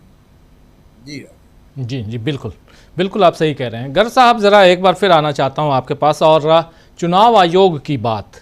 कल चुनाव आयोग ने राहुल गांधी के उस वक्तव्य को मिसलीडिंग कहा और उसमें एक तो 2 बातें हैं, ज़रा आपसे समझना चाहता हूं। चुनाव आयोग को विज्ञप्ति जारी नहीं करता, लेकिन चुनाव आयोग के सूत्रों के आधार पर एजेंसीज के थ्रू खबर रिलीज होती है। और आज भी तेजस्वी यादव वाले मामले में बाद में डीएम साहब जो हैं वो आकर उनका बयान आया है, लेकिन उससे पहले मीडिया में खबर आ गई कि तेजस्वी यादव का ऑलरेडी, और वो सब पोस्टर वोस्टर सारी चीज़ें आ गई। चुनाव आयोग की भूमिका कितना यहाँ पर संदेहास्पद तो है, लेकिन यहाँ क्या आपको लगता है कि विपक्ष एक्सपोज, और ख़ासकर राहुल गांधी जो कर रहे हैं, इस राह पे चल के एक्सपोज कर पाएंगे? 5 तारीख को अभी कुछ चीज़ें आएंगी सामने, राहुल गांधी रखने वाले हैं, लेकिन उससे पहले महाराष्ट्र की बात, हरियाणा की बात, और इन सब में जिस ढंग से चुनाव आयोग का मतलब सत्ता पक्ष का साथ देता हुआ नज़र आता है, एक कंक्लूजन तक पहुँचते हुए आप विपक्ष को देखते हैं क्या इस मसले पे? नहीं, मैं ये जानना चाहता हूं कि राहुल गांधी को क्या करना चाहिए। मतलब एक छोटा सा सवाल ये है कि राहुल गांधी क्या करें? यही कर सकते हैं। अगर ये जो हुकूमत है चुनाव के जरिए सत्ता में बनी रहना चाहती है, झूठ के जरिए बनी रहना चाहती है, फ्रॉड के जरिए सत्ता में बनी रहना चाहती है, तो राहुल गांधी के सामने सिर्फ एक ही रास्ता बचा है कि वो नागरिकों को ये बताए कि ये जो लोग हैं वो किस तरह का फ्रॉड कर रहे हैं। आप पता ही क्या, मतलब जो राहुल गांधी कर्नाटक के चुनाव को लेकर बताने वाले हैं, मान लीजिए शायद 2 कॉन्स्टिट्यूएंसी का वो बताने वाले हैं। आप वो 2 कॉन्स्टिट्यूएंसी का मामला नहीं है, वो पूरे, जैसे अभी तेजस्वी ने क्या कहा कि 20 से 30 हजार वोटर हर कॉन्स्टिट्यूएंसी में कम हो रहे हैं, और कौन से इलाके हैं वो भी आ गए। गोपालगंज में कितने हो रहे हैं, और किशनगंज में कितने हो रहे हैं, मोतिहारी में कितने हो रहे हैं, सब आ गया, आंकड़े सारे के सारे आ गए, कितने % हो रहे हैं। और फिर उन जगहों पर भी अलग से भी बाइफर्केशन आ गया। बिहार जो है वो क्या चुपचाप बैठा रहेगा क्या? ये जो इतने लाख आप लोगों को माइनस कर देंगे, 65 लाख लोगों को, 66 लाख लोगों को आपने उनको मृत बता दिया, काफी लोगों को, पर जो 36 लाख लोग हैं वो क्या करेंगे? वो चुप बैठ जाएंगे। तो ये 36 लाख लोग नहीं है, उन लोगों के परिवार भी हैं, रिश्तेदार भी हैं, बच्चे भी हैं जो अभी बालिग नहीं हुए होंगे, एक पूरी की पूरी, और एक पूरी की पूरी कम्युनिटी है, पूरा प्रदेश है। ये जो राहुल गांधी जब कह रहे हैं ना कि मैं जानता हूं कि मैं आग से खेल रहा हूं, वो ये कह रहे हैं कि ये जो हुकूमत है आग से खेल रही है। राहुल गांधी ने अपने ऊपर ले लिया कि मुझे पता है कि मैं आग से खेल रहा हूँ, पर वो जो कहना चाहते हैं वो ये कहना चाहते हैं कि ये जो चुनाव आयोग है या सरकार है ये आग से खेल रहे हैं। तो अब अगर कोई उनको रास्ता हो, आप देख रहे हैं कि राहुल गांधी ने कहा कि जो इकोनॉमी है भारत की वो डेड है, जैसे उन्होंने ट्रंप के वक्तव्य को एंडोर्स कर दिया। कांग्रेस पार्टी के 3 लोग खड़े हो गए उनके खिलाफ, मनीष तिवारी हो गए और थरूर हो गए, राजीव शुक्ला तक हो गए।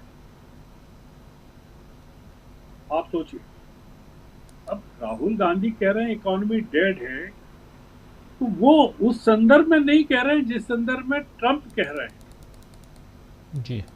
वो इस संदर्भ में कह रहे हैं जो हमेशा से कहते रहे हैं कि आपकी इकोनॉमी कंज्यूमर इकोनॉमी हो गई है, आपकी इकोनॉमी में मैन्युफैक्चरिंग नहीं है, जॉब क्रिएशन नहीं है, असेंबली कर रही है आपकी इकोनॉमी केवल, तो वो डेड इकोनॉमी है। अगर आप ये सारी असेंबलिंग प्लांट, एप्पल का प्लांट और ये तमाम चीजें हट जाएं, आपके मोबाइल बनना बंद हो जाए, एप्पल होना बंद हो जाए, आप सोचिए कि ये जो मेरे ख्याल से टाटा कंसल्टेंसी ने जो ले ऑफ किया है, कितने लोगों को किया है भारत में। इंडियन कंपनीज जो ले ऑफ वो लोगों को निकाल रही है। आप सोचिए जॉब्स की हालत क्या हो रही है यहाँ। तो राहुल गांधी के कहे को आप अगर ठीक से समझ नहीं पा रही है हमारे यहाँ, या उसको दुष्प्रचार किया जा रहा है जो हमारे ही मतलब पूरा सिस्टम कर रहा है, तो उसको क्या कहेंगे। तो ये राहुल गांधी के पास सर कोई और उपाय नहीं है कि वो TCS ने, टाटा कंसल्टेंसी सर्विसेज ने 12,000 लोगों को निकाल दिया, 12,000 लोगों को। अब वो उस पर जो इंडस्ट्रियलिस्ट हैं उन्होंने कमेंट किया, बंशी माहेश्वरी जी ने, बसंत माहेश्वरी जी ने, कि ये जो अब ये जाएंगे मंदिर मस्जिद करेंगे और क्या करेंगे। राहुल गांधी का जो अटैक है वो अलग किस्म का अटैक है जी। वो जब कहते हैं डेड है का मतलब ये है कि आप नागरिकों को रोजगार नहीं दे पा रहे हैं, उनका पेट नहीं भर पा रहे हैं, वो ये कह रहे हैं। तो राहुल गांधी सही जगह अटैक कर रहे हैं, पर आपकी कांग्रेस पार्टी के लोग उनके साथ खड़े नहीं। वो ये अब आप अगर ये ढूंढें कि भाई थरूर ने क्यों कहा ऐसा, मनीष तिवारी ने क्यों कहा ऐसा, तो आपको देखना पड़ेगा कि ये लोग विदेश यात्रा पर गए थे अभी और ये किस तरह की जुबानें बोल रहे थे। राजीव शुक्ला ने जब वो क्राइसिस हुई हिमाचल में, वो जो प्रतिभा सिंह के बेटे को लेकर, ये हिमाचल के इंचार्ज थे, तब इन्होंने क्या टिप्पणी की थी। उन्होंने जो सपोर्ट किया था कि वहाँ दुकानदारों को नाम पट्टिका लगानी पड़ेगी या करनी पड़ेगी, तो उसको लेकर जो विवाद हुआ उसमें राजीव शुक्ला की क्या भूमिका थी। इसलिए राहुल गांधी को कई मोर्चों पर लड़ना पड़ रहा है। इसलिए हमको क्या शक करें राहुल गांधी को, क्या करेंगे राहुल गांधी, और क्या करना चाहिए, और लड़ कौन रहा है ये तो बताइए आप। इस देश की तरफ से कोई एक आदमी का नाम बताइए जो लड़ रहा है। कोई नहीं। तो प्रियंका लड़ रही है और राहुल गांधी लड़ रहे हैं, और कौन लड़ रहा है? कोई नहीं। तो इसलिए मैं ये बहुत एक आदमी ने घबरा दिया पूरी की पूरी सत्ता को। मेरा एक सुझाव है राजीव जी, जो इन्होंने कहा प्रशांत जी ने, प्रशांत जी ने, आप अपने चैनल को एक ये जो डीबी लाइव है, इसको ये जो गोदी मीडिया के चैनल है ना, उसकी तर्ज पर चलाइए दिन भर।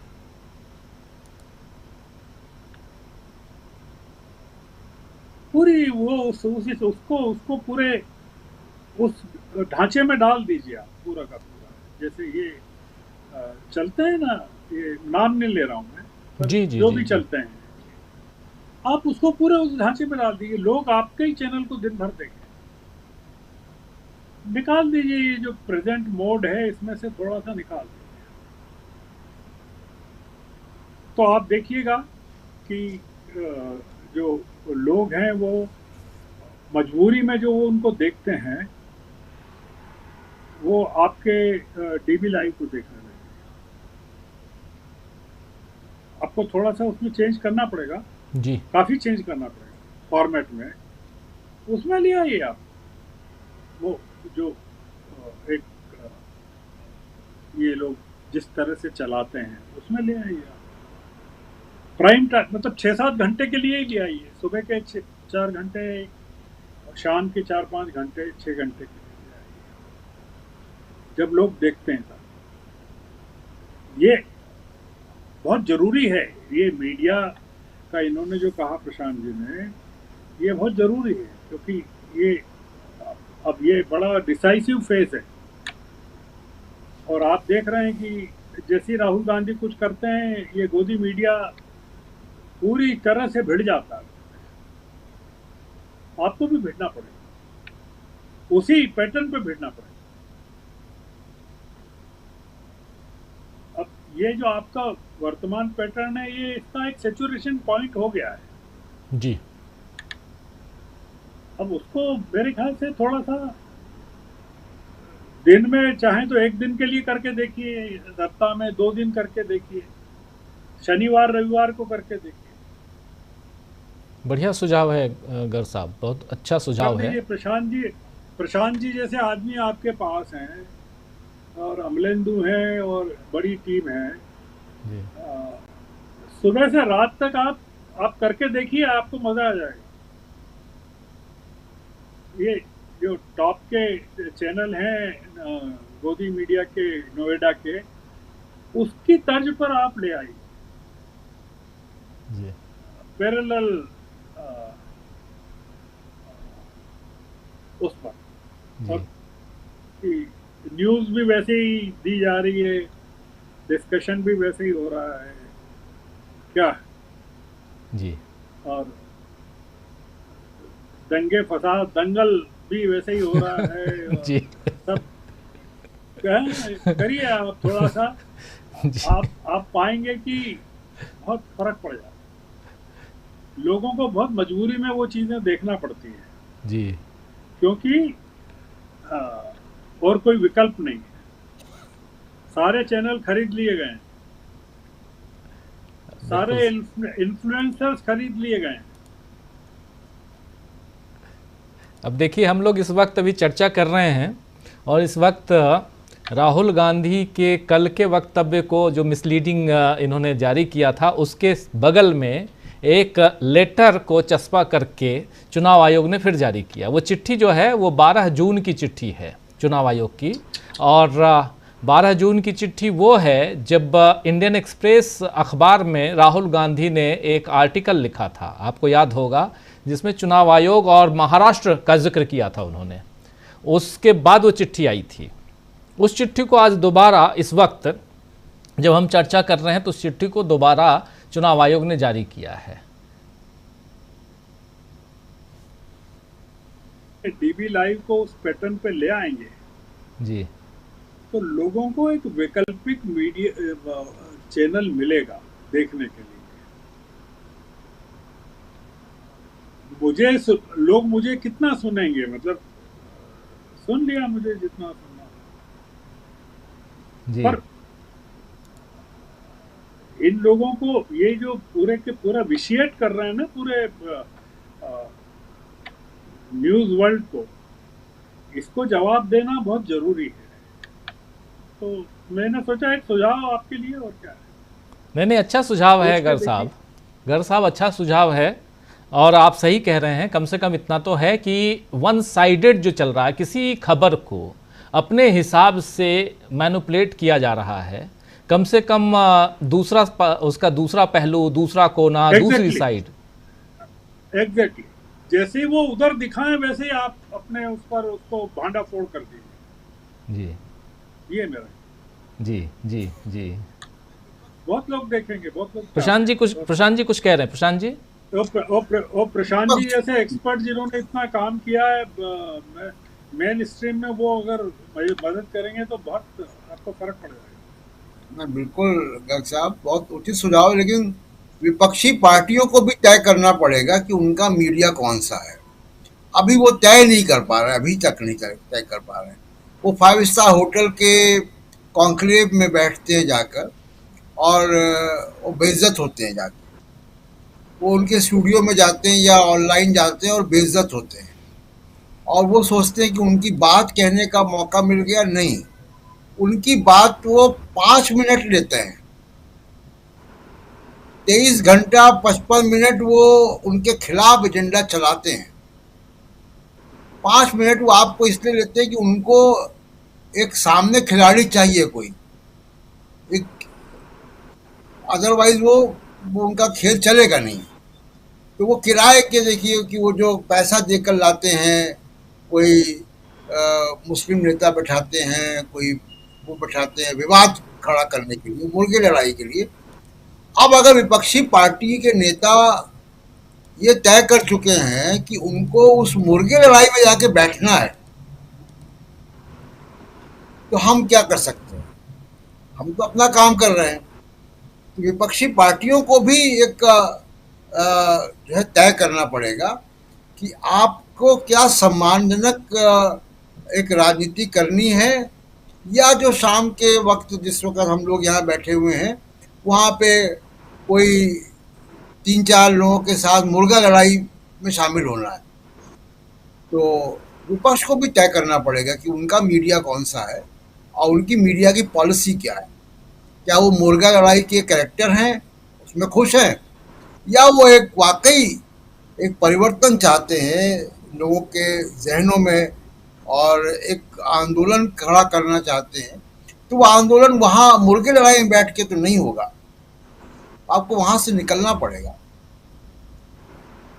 ये दो अलग अलग दो बातें हैं। गर साहब की बात अलग है, आपकी बात अलग है, दोनों बातें अलग अलग हैं। प्रशांत जी, गर साहब जो सलाह दे रहे हैं वो ये दे रहे हैं कि टीवी लाइव को कम से कम सप्ताह में, अगर पूरे महीने भर सप्ताह भर आप नहीं कर सकते तो 2 दिन 3 दिन उस ढंग से करें, और जो एक नैरेटिव सेट करने की कोशिश हो रही है दूसरे मीडिया के ज़रिए, और उसको कम से कम सही नैरेटिव को तो लाया जाए, सही बात को तो लाया जाए, क्योंकि सही बातें नहीं आ रही हैं।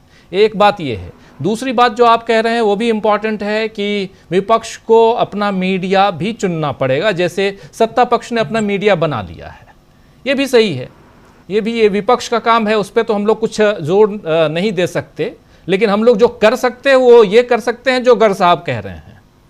हम लोग उस दिशा में, क्योंकि यहाँ पे कोई जी गर साहब, 1 करोड़ के करीब आपके सब्सक्राइबर होने आए, 94 लाख 95 जी। ये कोई कम अचीवमेंट तो है नहीं मेरे ख्याल से जी।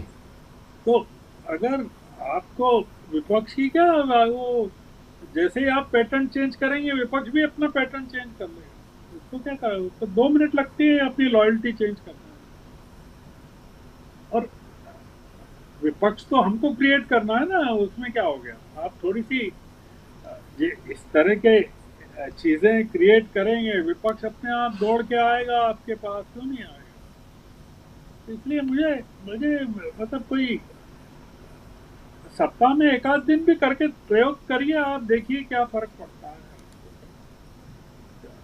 अच्छी सलाह है ये बड़ा, हाँ मेरे ख्याल से बहुत जरूरी हो गया है कि हम लोग उसमें से निकल जाएं। जो पैटर्न हमने सेट कर दिया है उसमें से निकलना चाहिए, बहुत जरूरी। 1 दिन 2 दिन के लिए करिए आप देखिए कितना फर्क पड़ता है व्यूअरशिप पे, बहुत फर्क पड़ता है। हम बेसिकली जो काम करना चाहते हैं, अब वो मौका अभी है राजीव जी। हमको ये चिंता ही नहीं करना चाहिए कि विपक्ष कहाँ है।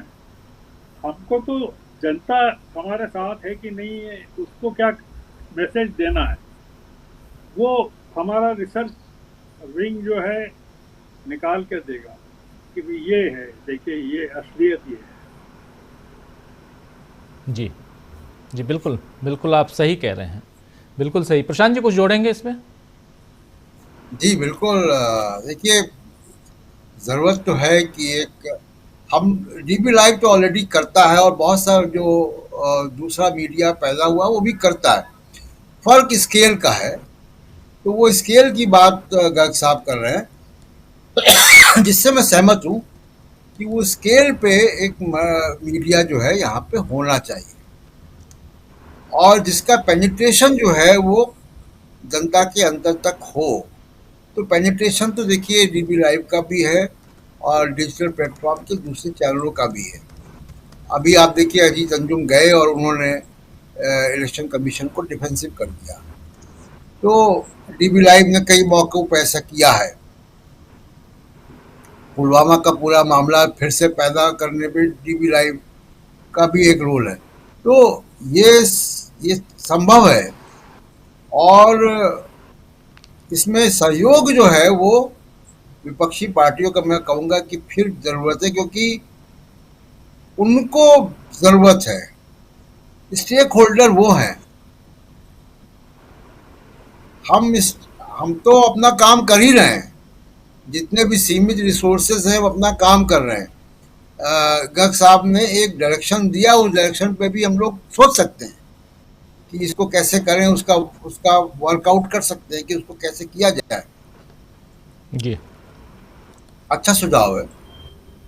लेकिन इस बात से मैं सहमत हूँ, जो उनकी भावना है, जो बात मैं भी कह रहा था कि इस पूरे देश को, विपक्षी पार्टियों को, सिविल सोसाइटी को, जो एक संविधानवादी मीडिया है उसको, इन सबको आंदोलन वाले मोड में आ जाना पड़ेगा।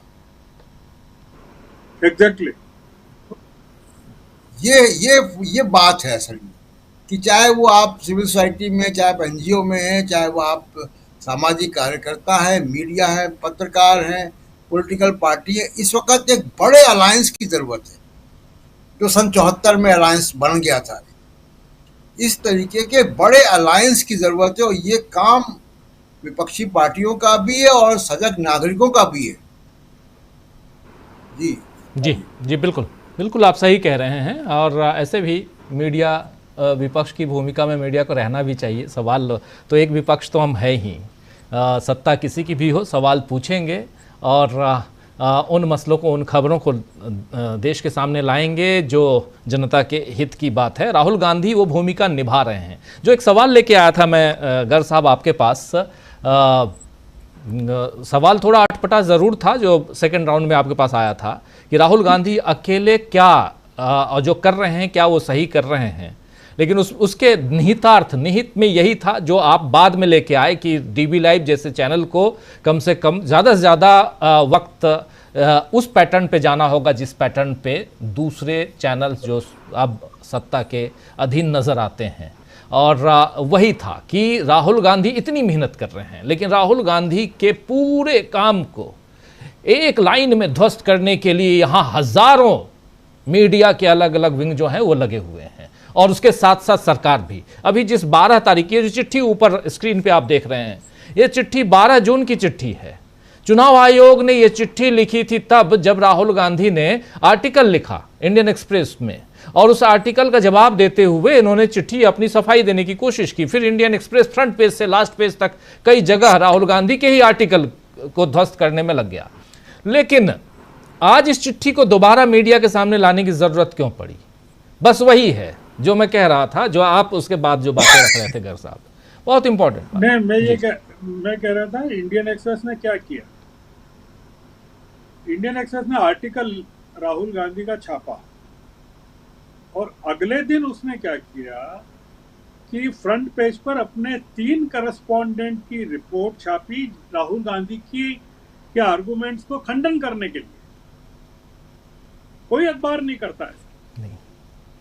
कि अपने यहाँ अंदर आर्टिकल छपा किसी का, उसको अपना ही अखबार के 3 लोग खंडन कर रहे हैं कि ये जो इलेक्शन कमीशन का जो दावा है, वो इलेक्शन कमीशन के जो डाटा हैं वो राहुल गांधी के आरोप से मेल नहीं खाते। और दूसरा काम क्या किया इंडियन एक्सप्रेस ने, फडणवीस का आर्टिकल छापा उसी दिन अंदर। अगर जी, आप उस दिन का अखबार जी याद है मुझे बिल्कुल। तो देवेंद्र फडणवीस का आर्टिकल छापा। अब ये पूरा का पूरा इसलिए चलता है कि राहुल गांधी के पास कोई मीडिया नहीं है। राहुल गांधी के पास मीडियोकर लोग हैं पर मीडिया नहीं है। तो इसलिए मेरा ये सुझाव था कि एक पैरेलल आप ये देखिए, आपके हमारी डिबेट को आपके दर्शक भी सुन रहे होंगे जी। कि जितने YouTube चैनल्स हैं, जितने भी हैं, सब एक जैसा करते हैं। रोज एक जैसा काम, एवरी डे फिक्स पैटर्न पे वो चलता है। अब वो उनका वो व्यूअरशिप भी फिक्स हो गई, वो के वही लोग देखते हैं, वो के वही लोग बोलते हैं, और सुनने वाले को भी पता है कि ये क्या बोलने वाले हैं। जी, मैं इसलिए कह रहा था कि राहुल गांधी ने अगर ट्रैक चेंज कर लिया है तो कम से कम डीबी लाइव भी ट्रैक चेंज कर ले, ये मेरा कहना है। जी जी, बिल्कुल सही सुझाव है, बहुत सही। और बहुत सारे साथी लिख रहे हैं, अप्रिशिएट कर रहे हैं आपकी बातों को कमेंट बॉक्स में मैं देख रहा हूं। और आपके सुझाव का समर्थन काफ़ी लोग कर रहे हैं कि ये करना चाहिए। तो हमारी कोशिश रहेगी, अभी हम लोग सुबह 12 बजे से 1 बजे तक एक लाइव प्रोग्राम करते हैं, 5 से 6 एक लाइव प्रोग्राम करते हैं, और फिर 7 से 8:30 पौने 9 बजे तक लाइव प्रोग्राम हम करते हैं। मतलब 4 घंटे का प्रोग्राम लगभग रोज होता है, जिसको 8 घंटा अगर हम कर लें तो कम से कम उस पैटर्न पे आ सकते हैं जिस पैटर्न की बात आप कर रहे हैं, और जिसके ज़रिए एक मीडिया का धड़ा जो है वो पूरा नैरेटिव सेट करने की कोशिश करता है। बहुत सही आप कह रहे हैं। उनको हटाना है, दर्शकों को वहां से हटाना है जी, वो उस चैनल उनके यहाँ से हटाना है। अब वो उसमें आप क्या अट्रैक्शन पैदा कर सकते हैं, वो है पूरा मामला। बिल्कुल बिल्कुल, कि वो जो दे रहे हैं वो उससे बेटर आप क्या देते हैं, ये है पूरा मामला। जी जी बिल्कुल। उम्मीद करता हूं कि बहुत जल्द आपके सुझाव को हम पे अमल करेंगे और धीरे धीरे उसको धरातल पे लाएंगे, और आप तमाम साथियों का साथ रहेगा तो बहुत जल्दी हम उस दिशा में पहुंचेंगे। हमारा मकसद किसी को नीचा दिखाना या हमारा मकसद किसी के डिफीट का नहीं है। हमारा मकसद सीधा सीधा है कि जो सच है वो आप तक पहुंचाना। हमारा मकसद सिंपल है कि जो खबर है वो आप तक पहुंचे, खबर बिना लाग लपेट के, बिना चाशनी लगाए हुए, यही है, और कुछ नहीं है। किसी का ना दिल दुखाना और ना ही किसी के सिर पे ताज रखना, ये हमारा काम नहीं है। जो खबर है वो पहुंचाएं। बहुत बहुत शुक्रिया गर साहब इस चर्चा के लिए और इस सुझाव के लिए, बहुत शुक्रिया, बहुत धन्यवाद आपका। प्रशांत जी आपका भी शुक्रिया, और अमलेंदु जी आपका शुक्रिया। प्रोफेसर रविकांत जी भी जुड़े हुए थे, उनका भी शुक्रिया अदा करता हूं। आप तमाम साथियों, आप सबका भी शुक्रिया अदा करता हूं। अशोक खाकोलिया जी हमारे साथ बने हुए हैं, लिख रहे हैं कि राजीव जी, गर्ग साहब की बात में दम है। देश के संविधान को बचाने के लिए डीवी लाइव अहम भूमिका निभा सकता है। सत्ता के से सवाल और जनता की आवाज़ को आप उठा सकते हैं। बहुत बहुत शुक्रिया अशोक जी। और लियोनारा फिनेल्टी हमारे साथ हैं, लिख रहे हैं however you will still need to take enough rest DV live as we need you will, ये कह रहे हैं लियोनेरा साहब। और संजय भारती हैं हमारे साथ। डीबी लाइव गर्ग साहब सही कह रहे हैं, अपना चैनल को रिवाइज करें, आपको जनता का आशीर्वाद मिलेगा। बहुत बहुत शुक्रिया संजय जी। अशोक जी, जसल दलजीत जी हमारे साथ हैं। उमर अली साहब हमारे साथ बने हुए हैं। हमारे साथ जावेद खान साहब हैं, लिख रहे हैं गर्ग साहब ने सही कहा है, जब गोदी मीडिया को तुरंत काउंटर करेंगे डीबी लाइव का ग्राफ और बढ़ेगा, साथ में विपक्ष भी डीबी लाइव की तरफ आएगा। ये जावेद खान लिख रहे हैं। जावेद भाई बहुत शुक्रिया। ज्योति जी हमारे साथ हैं। राजेश कुमार धनखड़ साहब हमारे साथ बने हुए हैं। मेड्डी हमारे साथ हैं। हिरजी पटेल साहब हैं हमारे साथ बने हुए।